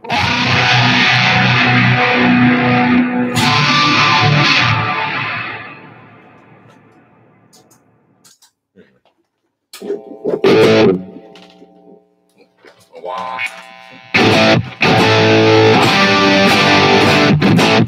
I just like that, like atmospheric pads. That sounds incredible in stereo using the black hole like that with the fuzz, like a big stereo. And if you double it, oh, God, you can do some cool shit. What else we got here? Kenneth, I'm really looking forward to the How to Make a Living as a Musician video series you mentioned the other day. Love your videos. I want to do that, and I've been meaning every day to come in here and start one of those, and I'm procrastinating and I need to get on it, but I want to do, but what do I call it? Somebody give me an idea. I want to call it How to Be like, you know, obviously you need a good clickbaity title for YouTube these days, but I want to call it like, you know, success in the music business or how to make it in the music business or how to, you know, something like that. But, and it'll be a playlist on my channel and then it'll just be like all different topics where I'll just talk about different subjects. But my angle on it isn't like how to make it in the music business, like make $1 million or how to, my angle is how to not have a day job for 20 or 25 years, how to just be a musician and that's it. And like things I've learned or whatever, like because I haven't really had a day job since the 90s. So like how I did it or whatever, and the things I've seen, mistakes I've made, or, you know, things that you can do to just have a career. And things are changing constantly. So what I did isn't necessarily going to even be relevant like 10 years from now or 5 years from now, or even right now. But all I can do is offer my experience, you know, and some of that hopefully will help others. But I need a catchy title for it, you know, how to succeed in the music business, how to somebody give me some ideas. And then I'll get on it this week. Because I got all kinds of ideas about subjects to talk about, you know. Scott Clausen is in the top chat, and he sent me some dough, and he's so kind that he did that. And I don't ask for people to do that, but they do it anyway. And you guys are so nice. You're too kind. He didn't even say anything. Thank you, Scott. I hope you have a great Sunday. And anyway, I will make these videos though, and I loved Rick's Get Things Done video. I got to do something about that because that was Rick Beato's video was terrific about just get shit done. And then you got people saying, oh, it's not that easy and all that stuff. And then Rick comes out to NAMM, just puts the smack down on NAMM and like gets so much shit done compared to everybody else that it's ridiculous. Like, how does he even have time to, and how do you organize all that? Right. Like there's you know, how do you like time management and how to even get in touch with these people? And he's like, it's easy, you just do this, you know. He would tell you how to do it, and to the rest of us it would be a revelation, you know. Is the Hyperfuzz adding an octave down, says Steve, on the sound I just used? No, I was playing a fifth below, so like I don't have it on. So if you play like a power chord, or you know, like add two, you know, sort of chord, one of those, you know, and then put the fifth below it and play it with fuzz, it does that marvelous sort of sounds like you've got a low tune guitar or something. It's pretty great. How to not starve as a performing musician, says Lawrence. How to not starve in the music business. I kind of like it, but I think I need something a little bit more like, because the ultimate guide to live as a rock star. How about the ultimate guide to live as a musician? I don't know. Musician's Workbench, says Jennifer. That's my name. Why? That's your name for your blog. I can't take that. I can't take that. How to not have a day job. Making music your day job. Hey, that's pretty good for me and Ferguson. How to not starve behind a guitar. I don't know. This is all good. I love that you guys are helping me with this. How to not be a broke musician eating ramen all day, says Tom. He's up in the top chat. Thanks, Tom. Right. There's something to this. Thanks for your help. It's the beauty way to go. Take off to the great white north, says Dogpa. Making music, how to not be a jerk. Well, that's Olga's Guitar Vlog. That's going to be number one, is like lesson one, don't be a dick. if you want to do good and you don't want to have to get a day job, don't be a dick. It's going to be a lot about, just philosophy about your mindset and staying positive and being the kind of person other people want to be around and hang out with. And because that is the biggest, like giving it away right now, that's the biggest thing. Is I'll tell you right now, we laugh about it, like guys that have been doing it for a long time. And the older guys I know too, that I look up to as mentors that are like in their 60s and stuff, they just shake their heads. I mean, they could not give a shit how good you play guitar or how good you play whatever instrument you play. If you play great, that's great. They'll give you props. But if there's any sign of you being any kind of, the older you get, it's like your bullshit meter peaks more and quicker, and your tolerance for, because the reality is you just don't care as much anymore about, like you still care about music and all that, but you have less of of course you do, but you just have, you could care less if somebody's got, like when you're younger and you're in your 20s, you might have that tolerance, like, oh God, they're so good, so we put up with them, on the road. You just won't put up with any shit anymore when you get older. And that's like life in general, I think, your meter, it's like you lose the ability, I think. And you guys, if anybody's over the age of 35, 45, it's like the older you get, less and less ability to put up with crap. And so because of that, the people that stay in the game longer are the ones that don't do that shit, and then they all gravitate together and everybody kind of grows old and has ostracized the bullshit, So that's really is the number one secret, I find. Just be a good person, but anyway. Okay, let's move down a little bit. Call it A Star Is Born. I like that. That was BC Rich. Make music your life, says Jack. How to make a living playing your guitar. Make a living playing your guitar. I kind of like that. I mean, how to make a living playing your guitar. How to not have a day job. Maybe that's the, call it Do Quit Your Day Job instead of Don't Quit Your Day Job.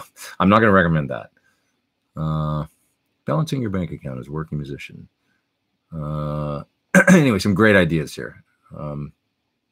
Okay, let's get back on some guitar stuff. Should the working musician gig constantly or promote online videos if they had to choose one? That says Mike. That's Mike. Like do videos. I mean, the video thing has become a big part of what I do, but for me, it's not the only thing I do. It's just like Tim Pierce. Tim's still doing sessions all the time, and he makes videos for YouTube.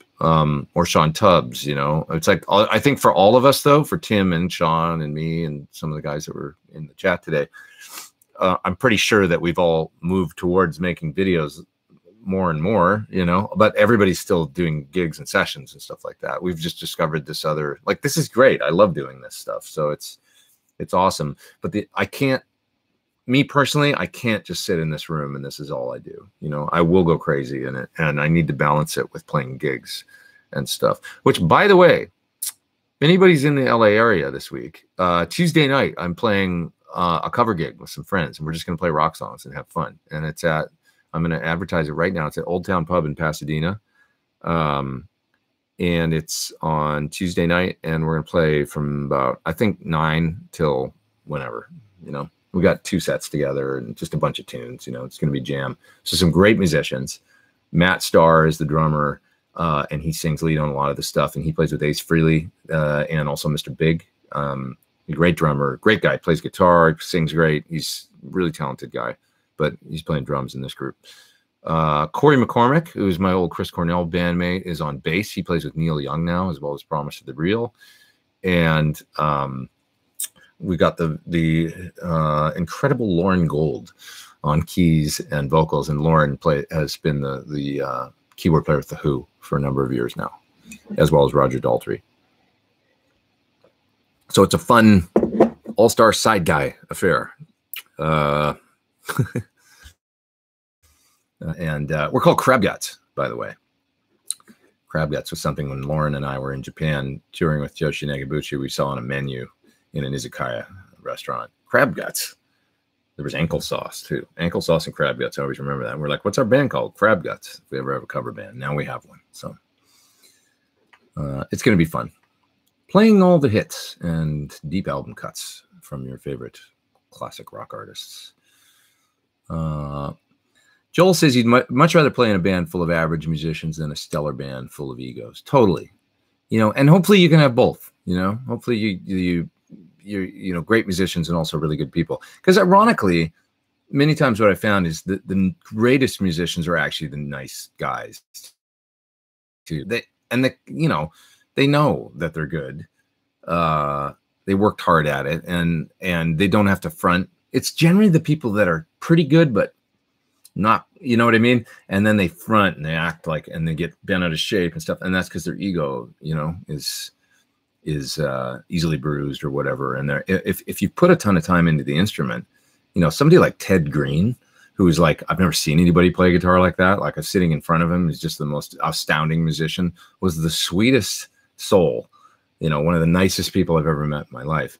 And actually, like, I'll think of one of his students, Mark Goldenberg, is another guy who's an incredible guitar player. He's an LA-based guy. Some people out there might know Mark, but check out Mark Goldenberg's. He's got a beautiful solo album of solo acoustic. It's mostly acoustic guitar, I think. Solo guitar. He's on iTunes and all that stuff. Mark Goldenberg, spelled like it sounds. He was a great friend and student of Ted's, and he maybe is the one that internalized Ted's teachings more than anybody. Ted Green was this incredible, you know, mainly educator, but just incredible guitar player and musician that was almost like a musicologist, really. And a bunch of us used to go to lessons with Ted, and he was just one of maybe the greatest guitar player I've ever been, you know, in the vicinity of, because he was like, he had this encyclopedia-like knowledge of guitar and music, and it would just come out in his playing. And it wasn't like he was practicing things and learning them playing. He was playing it all from, it was like, it was in his brain. Like you know, he could play a Beatles song, for instance, and all the parts would be there. And he'd go, you know, how it goes like this, the bass goes like this, and the vocals are like this, but he's like harmonizing it all on guitar, but none of it's rehearsed. It's not like he sat down and learned it. He just knows it, and it comes out on the instrument like a direct, it's like his brain went through the guitar just, and he had all that musical knowledge. I don't know how to describe it. I've never seen anything quite like it, but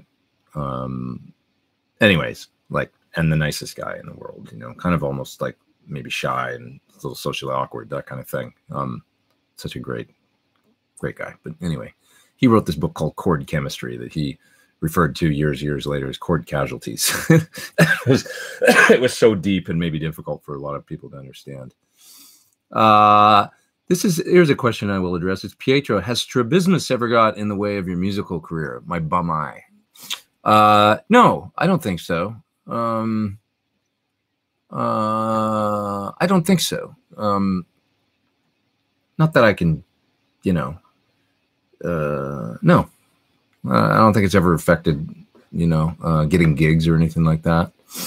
My eyes do suck just in general, so that's almost like more of a problem. Like being able to read set lists is an issue and stuff. It's just harder. And as I get older, I get the farsighted thing going in addition to being nearsighted.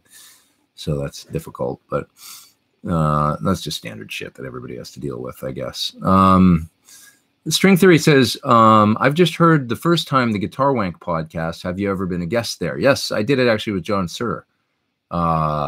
Greetings from Spain. That's String Theory. I did it with John Suhr many years ago. Well, not many, but maybe 2, maybe going on 3 years ago, like when I first started it, within the first 6 months or something. And it was fun. We sat around, drank scotch, and we love Scott Henderson. He's a great guy. The other guys were awesome too. It was fun. So there's an old episode with John and I on there. Let's see. Would love if you and Brian Ray chatted on one of these Sunday lives on YouTube. Would be amazing. You know, I've never really had a guest. That was Jazzy Girl. I've never really had a guest on here other than last week because my friend was here. He was here from out of town. And he was actually, I think, going for lunch with Brian Ray to just wrap it all up, small world stuff. But he was on his way to Santa Monica because him and Brian were going to meet for lunch. And I drove him halfway here to the studio because I'm about halfway point. And so then he took an Uber from here. So he was here, and I said, why don't you just join me in the live stream for a minute? Anyway, too much information. But yeah, I've never really had guests beyond Dennis sitting here last week with me for a few minutes. Should the working musician gig constantly, or that I answered that one already. Somebody else said, how does one retire from the game? That's Nathaniel. Well, you know, so if you want to get out of playing and just, you know, it's time to I don't ever consider, I want to be like Les Paul. I want to do this live stream when I'm 90, and you guys can all be 90 to be here with me. We can all be old guys and hang out together. No, I don't know. I mean, I don't really ever see retiring. I see slowing down. But if you want to retire, the main thing is, of course, there's no security net in this game. So you have to be investing money and, you know, hopefully owning real estate. And, you know, I started late in that. So I'm like trying to play catch up now, basically, which is what you want to avoid. But at least I'm trying and doing it. And I've got, you know, I'm not that old. So it's like, you know, I've hopefully got more viable years in front of me where I can keep going and make some dough and stuff like that. But the main thing is you have to, you know, provide for yourself financially because nobody else is going to do it. So, you know, it's tough, especially living in the States, man. It's like, you got it. You know, this is a great country to live in if you're rich, you know, and it's a great country to live in if you find a way to make money. That's just the reality of the United States. It's a shitty country to live in if you're poor. You know, I don't want to be old and poor in the U.S. That's for sure. So you gotta make your way. That's part of living here. You know, and you gotta be smart and do it on. It's a little cutthroat. So put your money away, buy some real estate, save. You know, do the best you can. So someday you can say, okay, I'm ready to slow down now, and I can do that comfortably. Best guitar tone in history is the B flat that occurs at exactly 1 minute of Hear About It Later. Prove me wrong, says Rich Monks. Sorry. Oh God, this stupid cough. You know, I've got moments in Van Halen recordings like that where, like, for me, it's the open, you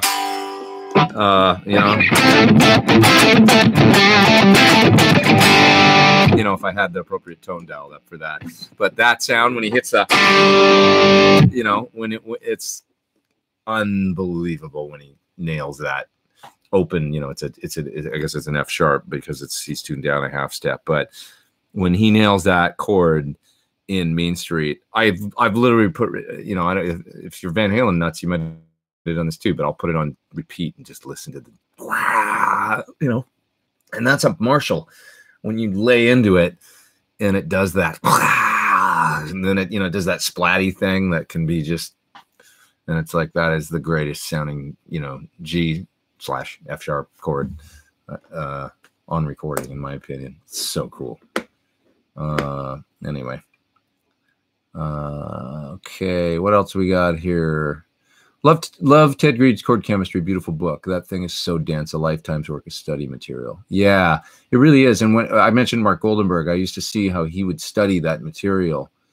And it was really something, you know. He had a whole, you know, formula for studying the chord chemistry book, and he had, you know, this workbook with all the, you know, he was a great practicer. He really, Mark bared down in like his late 30s, early 40s, I think, and like said, I'm going to get really good at guitar now, which was inspiring to me because I was younger then, and I was like, wow, to see a guy that you know, a lot of people, you know, they get their chops together or whatever, and then they kind of play the same, like for the rest of it. Mark like did this expansion into his 40s of like changing his technique, and you know, plays mostly with his fingers, and you know, and he was very diligent about his practicing and stuff. And to be able to do that at that age, you know, when you're like 40, around 40, and say, I'm going to devote myself to playing better guitar. I've always remembered that. And it sort of taught me, like, it's never too late to do that. If you want to do that, you can bear down at any time, find the time and devote it to getting better at it, you know, like learning a new instrument, or it was really inspiring. Player X says, thoughts on Gilmour selling everything. Amazing, you know, that he's selling all those guitars for his charitable foundation. I think it's incredible.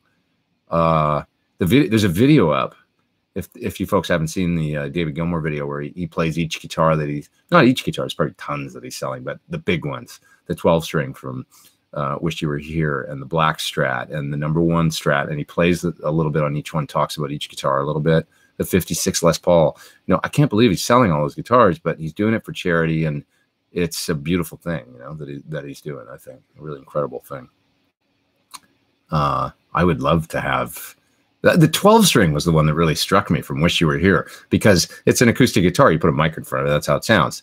You know, Strat's kind of a Strat is a Strat. Like, there's good ones, there's bad, but you know, you can make a lot of Strats probably make those sounds. But the 12 string, when he plays it in the video, it really sounds like Wish You Were Here. And it's like, God, I would love to have that guitar. I would just put it in a case on the wall and pull it down every now and then and play Wish You Were Here on it. It's so cool, you know. Somebody, I hope I didn't miss somebody in the top chat right now. If I did, I'm going to find your thing in the main chat, because I saw something coming up there. Okay, let me just find, I'm going to skip around. The first Lion Growl low GCB on Ain't Talking About Love is the one that Tom High was in the top chat, and he mentioned that as being his favorite kind of recorded thing. Well, there's yeah, and I think that was the one that I thought I missed. But anyway, okay, I'm completely lost in the chat right now, guys. I'm sorry, but this is a good question from Scott. He says, how would you approach your 5-core tone setup, your Japan pedalboard video, if you were using just a single channel Marshall amp? Thanks in advance. That's a great, that's a great question. I would probably dial like and I've done this where I just use an SL68 or something. I would probably dial it in for a crunch sound. And then I would consider using a guitar with single coils in it, and also maybe a humbucker in the bridge, like one of my classic S Sirs. And in that way, you can roll the guitar down to 4 or 5 and get a completely crystal clean sound if you need it for things. Roll all the way up and hit the humbucker for crunch rhythm. And then your lead sound, you can, because you're still, if the amp's only set for a crunch rhythm sound, you could layer a drive on it for a heavier crunch rhythm, or another one for lead, boost it a bit with the output, and maybe get a bit of a perceived volume jump, you know, if the amp's not set too crunchy. So that's how I would do it. And that's how, like, really, like, guys like John Shanks, and although he uses a lot of amps live, but it seems to me like his core sound, Brian Ray, you know, when I think of these guys, they dial their amp in to be, and Tim talks about this in videos where he's like, my clean sound is never totally clean. It's always got some grit, and then I dial back using volume pedal or volume on the guitar. You know, different people do it different ways, but you know, setting up a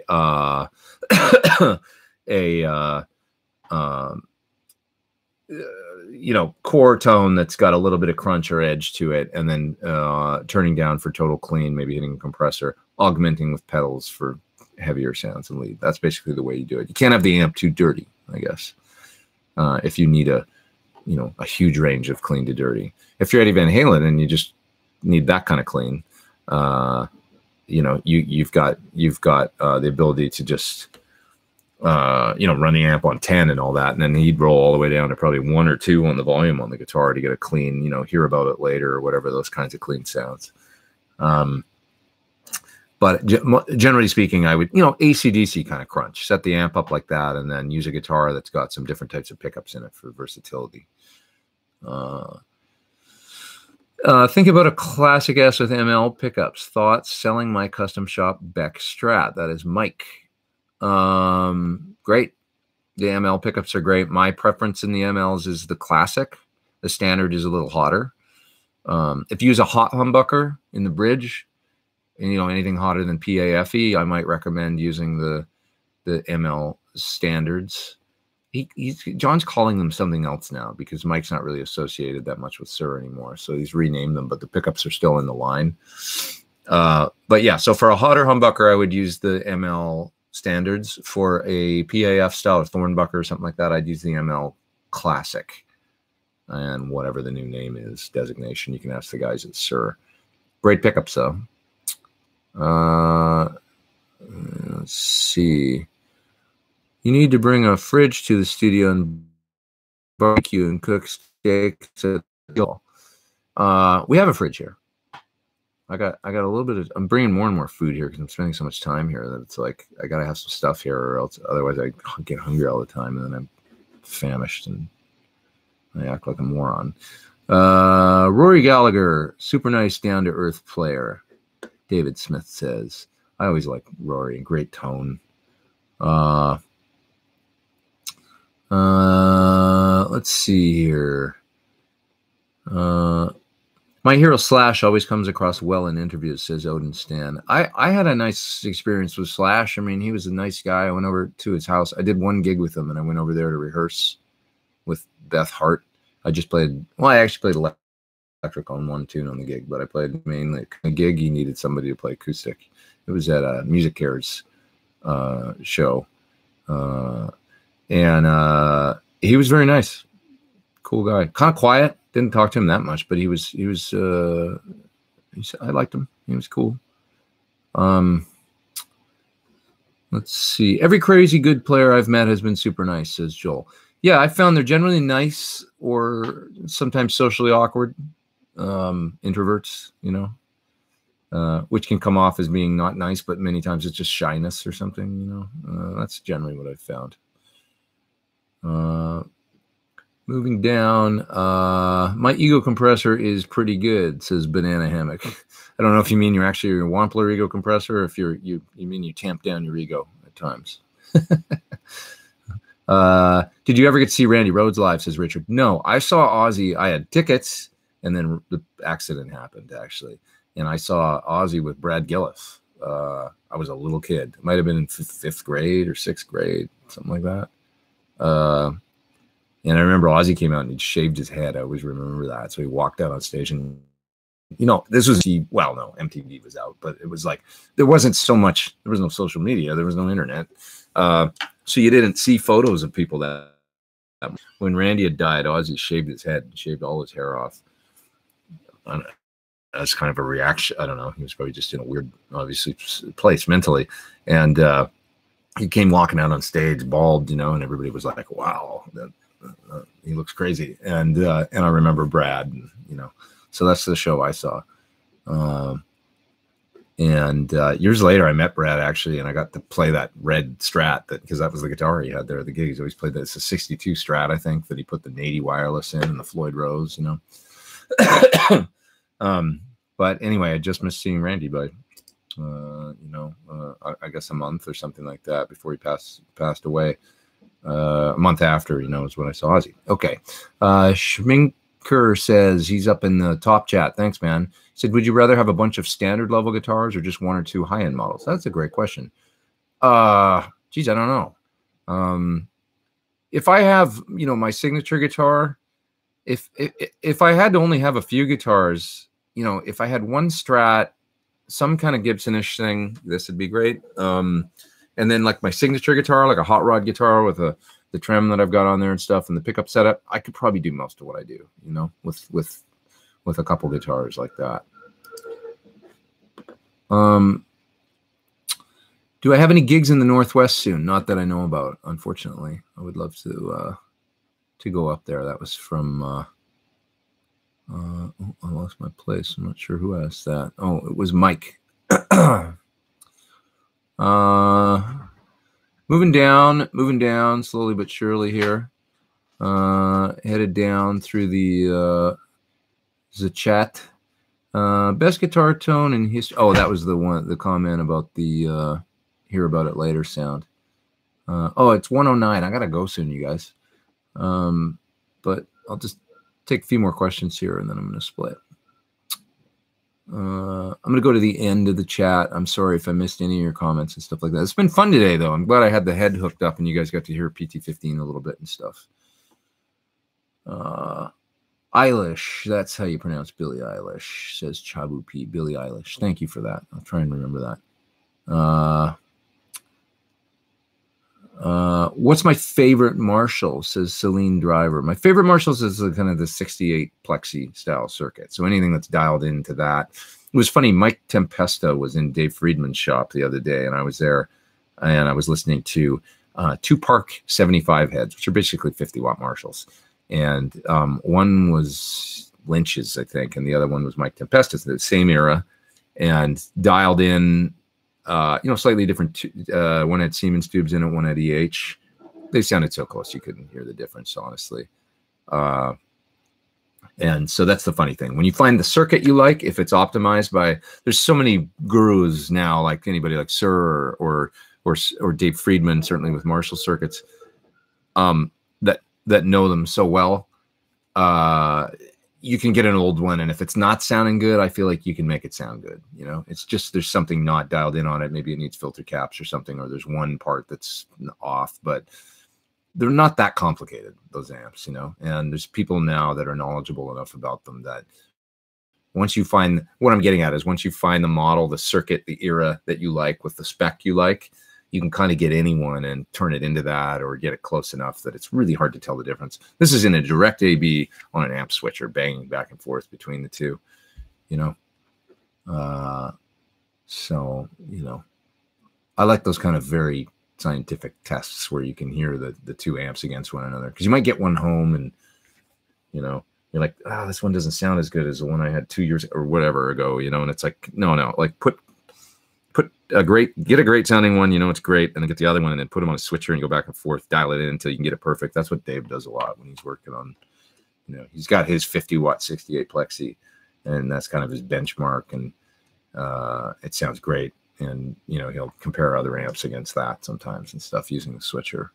What's the first rock show you ever saw, says Rodney? Doobie Brothers. This is funny because it's the Doobie Brothers on their farewell tour. If you consider that they're still out playing now, I guess that farewell didn't last very long, but they were doing a final tour. It was Mike McDonald, you know, Skunk Baxter, everybody was there. And I remember that was the very first rock show I ever really saw. Second one was Rod Stewart on the Tonight I'm Yours tour. I remember after that, I get fuzzy as to what came next. But in the next few years after that, I saw Journey on the Escape tour. I saw Van Halen on 1984. You know, Hysteria tour, Def Leppard, Motley Crue, you know, on the whatever tour was 84, 85. I went to everything that came through town. Any kind of rock show I saw came through my town. I loved going to concerts, man. Peter Evans says, as always, a great show. Makes my Sunday. Thank you, sir. Thanks, Peter. He's up in the top chat. I appreciate it, my friend. You guys are too kind, man. So I'll go right to the end here. And Pepe from Spain is in the live chat. He says, congratulations for your live chat. Still waiting for your studio tour second part. I have to get to that. I'm going to edit it, and I need to film a little bit, you know, switching through the amps. I need to do the amp switcher and stuff. And I've got some video of Pete from Pete. He makes the switcher up there where he came into my studio and we talked. That'll be in there. I'll put that together. And also today, guys, I think I'm going to put up my NAMM video. I'm just going to put it up around 3 p.m. So if you want to watch my NAMM wrap-up video and the stuff I saw there I think was cool. Sorry in advance for some distortion in the audio, a little bit of shaky camera work. It gets harder and harder every year, I feel like, because it's like there's a lot of people that come up and talk to you and stuff, which is awesome because I love talking to people. But if you're trying to film a video for like longer than 10 seconds of a product, somebody always comes up and starts talking to you. And they're like, hey, man, like, you know, and then you're like, yeah, just, and then your camera's shaking and stuff. It's like that. So it's like my videos kind of, I feel like it's like, it gets hard to make a good NAMM video. But anyways, hopefully you'll like it. I saw some neat things this year, and I feel like I got most of them in there. So I hope so. Couple people up in the top chat, so I'll just get to those. Jason says, Jason Tong, he says, hey, Pete, thoughts on the new mini amps and choice of power stages, 6v6 like the PT15 versus low voltage EL34, Marshalls versus EL84. Well, I really like the 6v6 in my amp because of the 6v6s have this really broad range to them. So you can do great, clean, chimey, Fendery, think Princeton Reverb, right? All the amps that had 6Vs, you know, obviously Tweed Deluxe and all that stuff. And then through the gain range, like when they get dirty, they have this real, and it's a real easy, I can just show you. Why don't I just show you as the last thing here? I'm going to turn the gain down on channel 2. Now I'm going to bring the master up.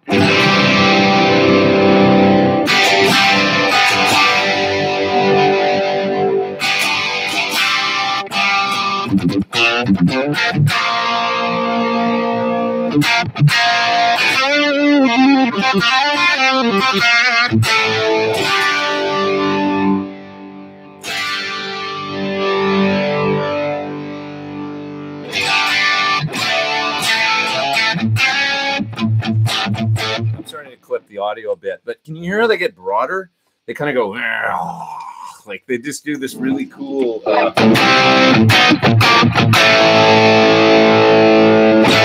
hear the tube thin out as soon as I turn down that.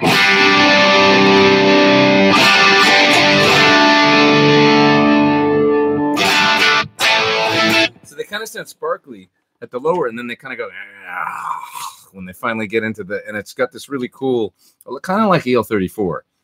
So I like the range from clean to dirty, you know. I don't know if that was the best demonstration, but you can kind of hear it. And I dig that. So Randy Wilcox is up in the top chat as well. And thank you, my friend. He says, I'm actually in LA. Sorry I didn't get to check out the new bridge and amp at NAMM, but your testimony is plenty. I saw Tim Fierce too, but he was being bombarded and I didn't want to make it worse. Yeah, the NAMM show, man, wow, the people this year. It was great. I had a terrific time, but it was a lot of talking and meeting people, you know, and certainly Tim was there the whole time. I think it's fun, man. We have a great time down there. I mean, super fun. Favorite cider, says Terry. For me, the let me see. I like this Blackthorn cider. It's got my name in it, but I bought it because it had my name in it. But it's actually really good. I like English ciders. So like I like that when you go to a pub in England, you get the real dry stuff that's not very sweet. I like that. So whatever kind of gets you there, you know. And the Blackthorn's pretty dry. I find most of the ciders you get in the US though. Golden State is pretty good. But they all seem to be a little sweeter than the stuff that I've had in pubs in England and stuff. So More Guitars says, what's the deal with ticket prices? Is surely a function of no record sales. Most shows are off nights, cost a month of groceries. I know it's hard to go to shows these days. They're so damn expensive. And that is really a function of you're right, the record business died, and it's like, so everybody's trying to make more money through tickets, VIP pre-sales, like VIP packages to go to sound checks. So this is the way that people are making money these days because they're not making it on records. But it's also Ticketmaster and just all the businesses. You know, everybody else, like I think I told the story already, so I won't reiterate it too much. But I remember Chris Cornell telling me when he geared up to do the Temple of the Dog, he was like, I wish we'd done the reunion dates. He said, I wish we'd done more shows because they only did 7 or 8, I think. And he said, once you get geared up, you can just keep going. It's like getting the big machine running, though, is the thing that it costs a lot of money to get it all running and stuff like that. So basically, like his point was that everybody else, their costs have gone up. Everybody else making money with inflation and stuff. And in the music business, the income's gone down. So like all the lawyers, all the, you know, anybody that's unionized, you know, doing, you know, all the people that it takes to put on a rock show, their costs are just, you know, and everybody's making more money and charging appropriately as the economy does whatever it does. And and things march on forward. Whereas in the music business, it shrunk. So he's like, you know, so when it comes to ticket prices and stuff like that, I think you're just seeing that, you know, it's just hard. I tend to go to local shows and stuff like that though, and get a lot of enjoyment out of it. It's just not as many arena rock concerts as when you could go for $12.50 in the middle of the 80s, you know, or the 90s, you know, when tickets were, you know, $20 or $30. Now it gets crazy. Okay, guys, I got to split. So anyway, you guys, this was awesome, and I really appreciate you all being here. Have a good rest of your Sunday, Super Bowl Sunday, and I'll try and come up with something fun to do next week. I already showed you my amp. Maybe I'll try and get some more sounds together or something like that. I probably actually won't have this amp here next week because I got to get it back to Sir.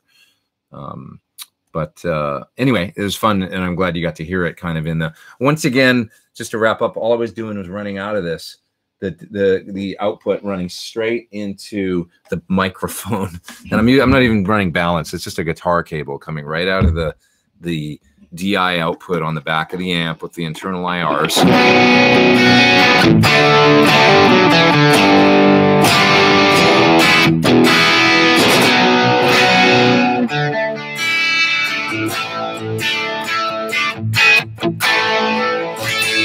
So I just love the thing, and I'm glad I got to show you a little bit of it today. It's such a fun little amp, and I just super dig it. Anyway, thanks for watching, guys, and have a great rest of your Sunday. Have a great week. Rock on.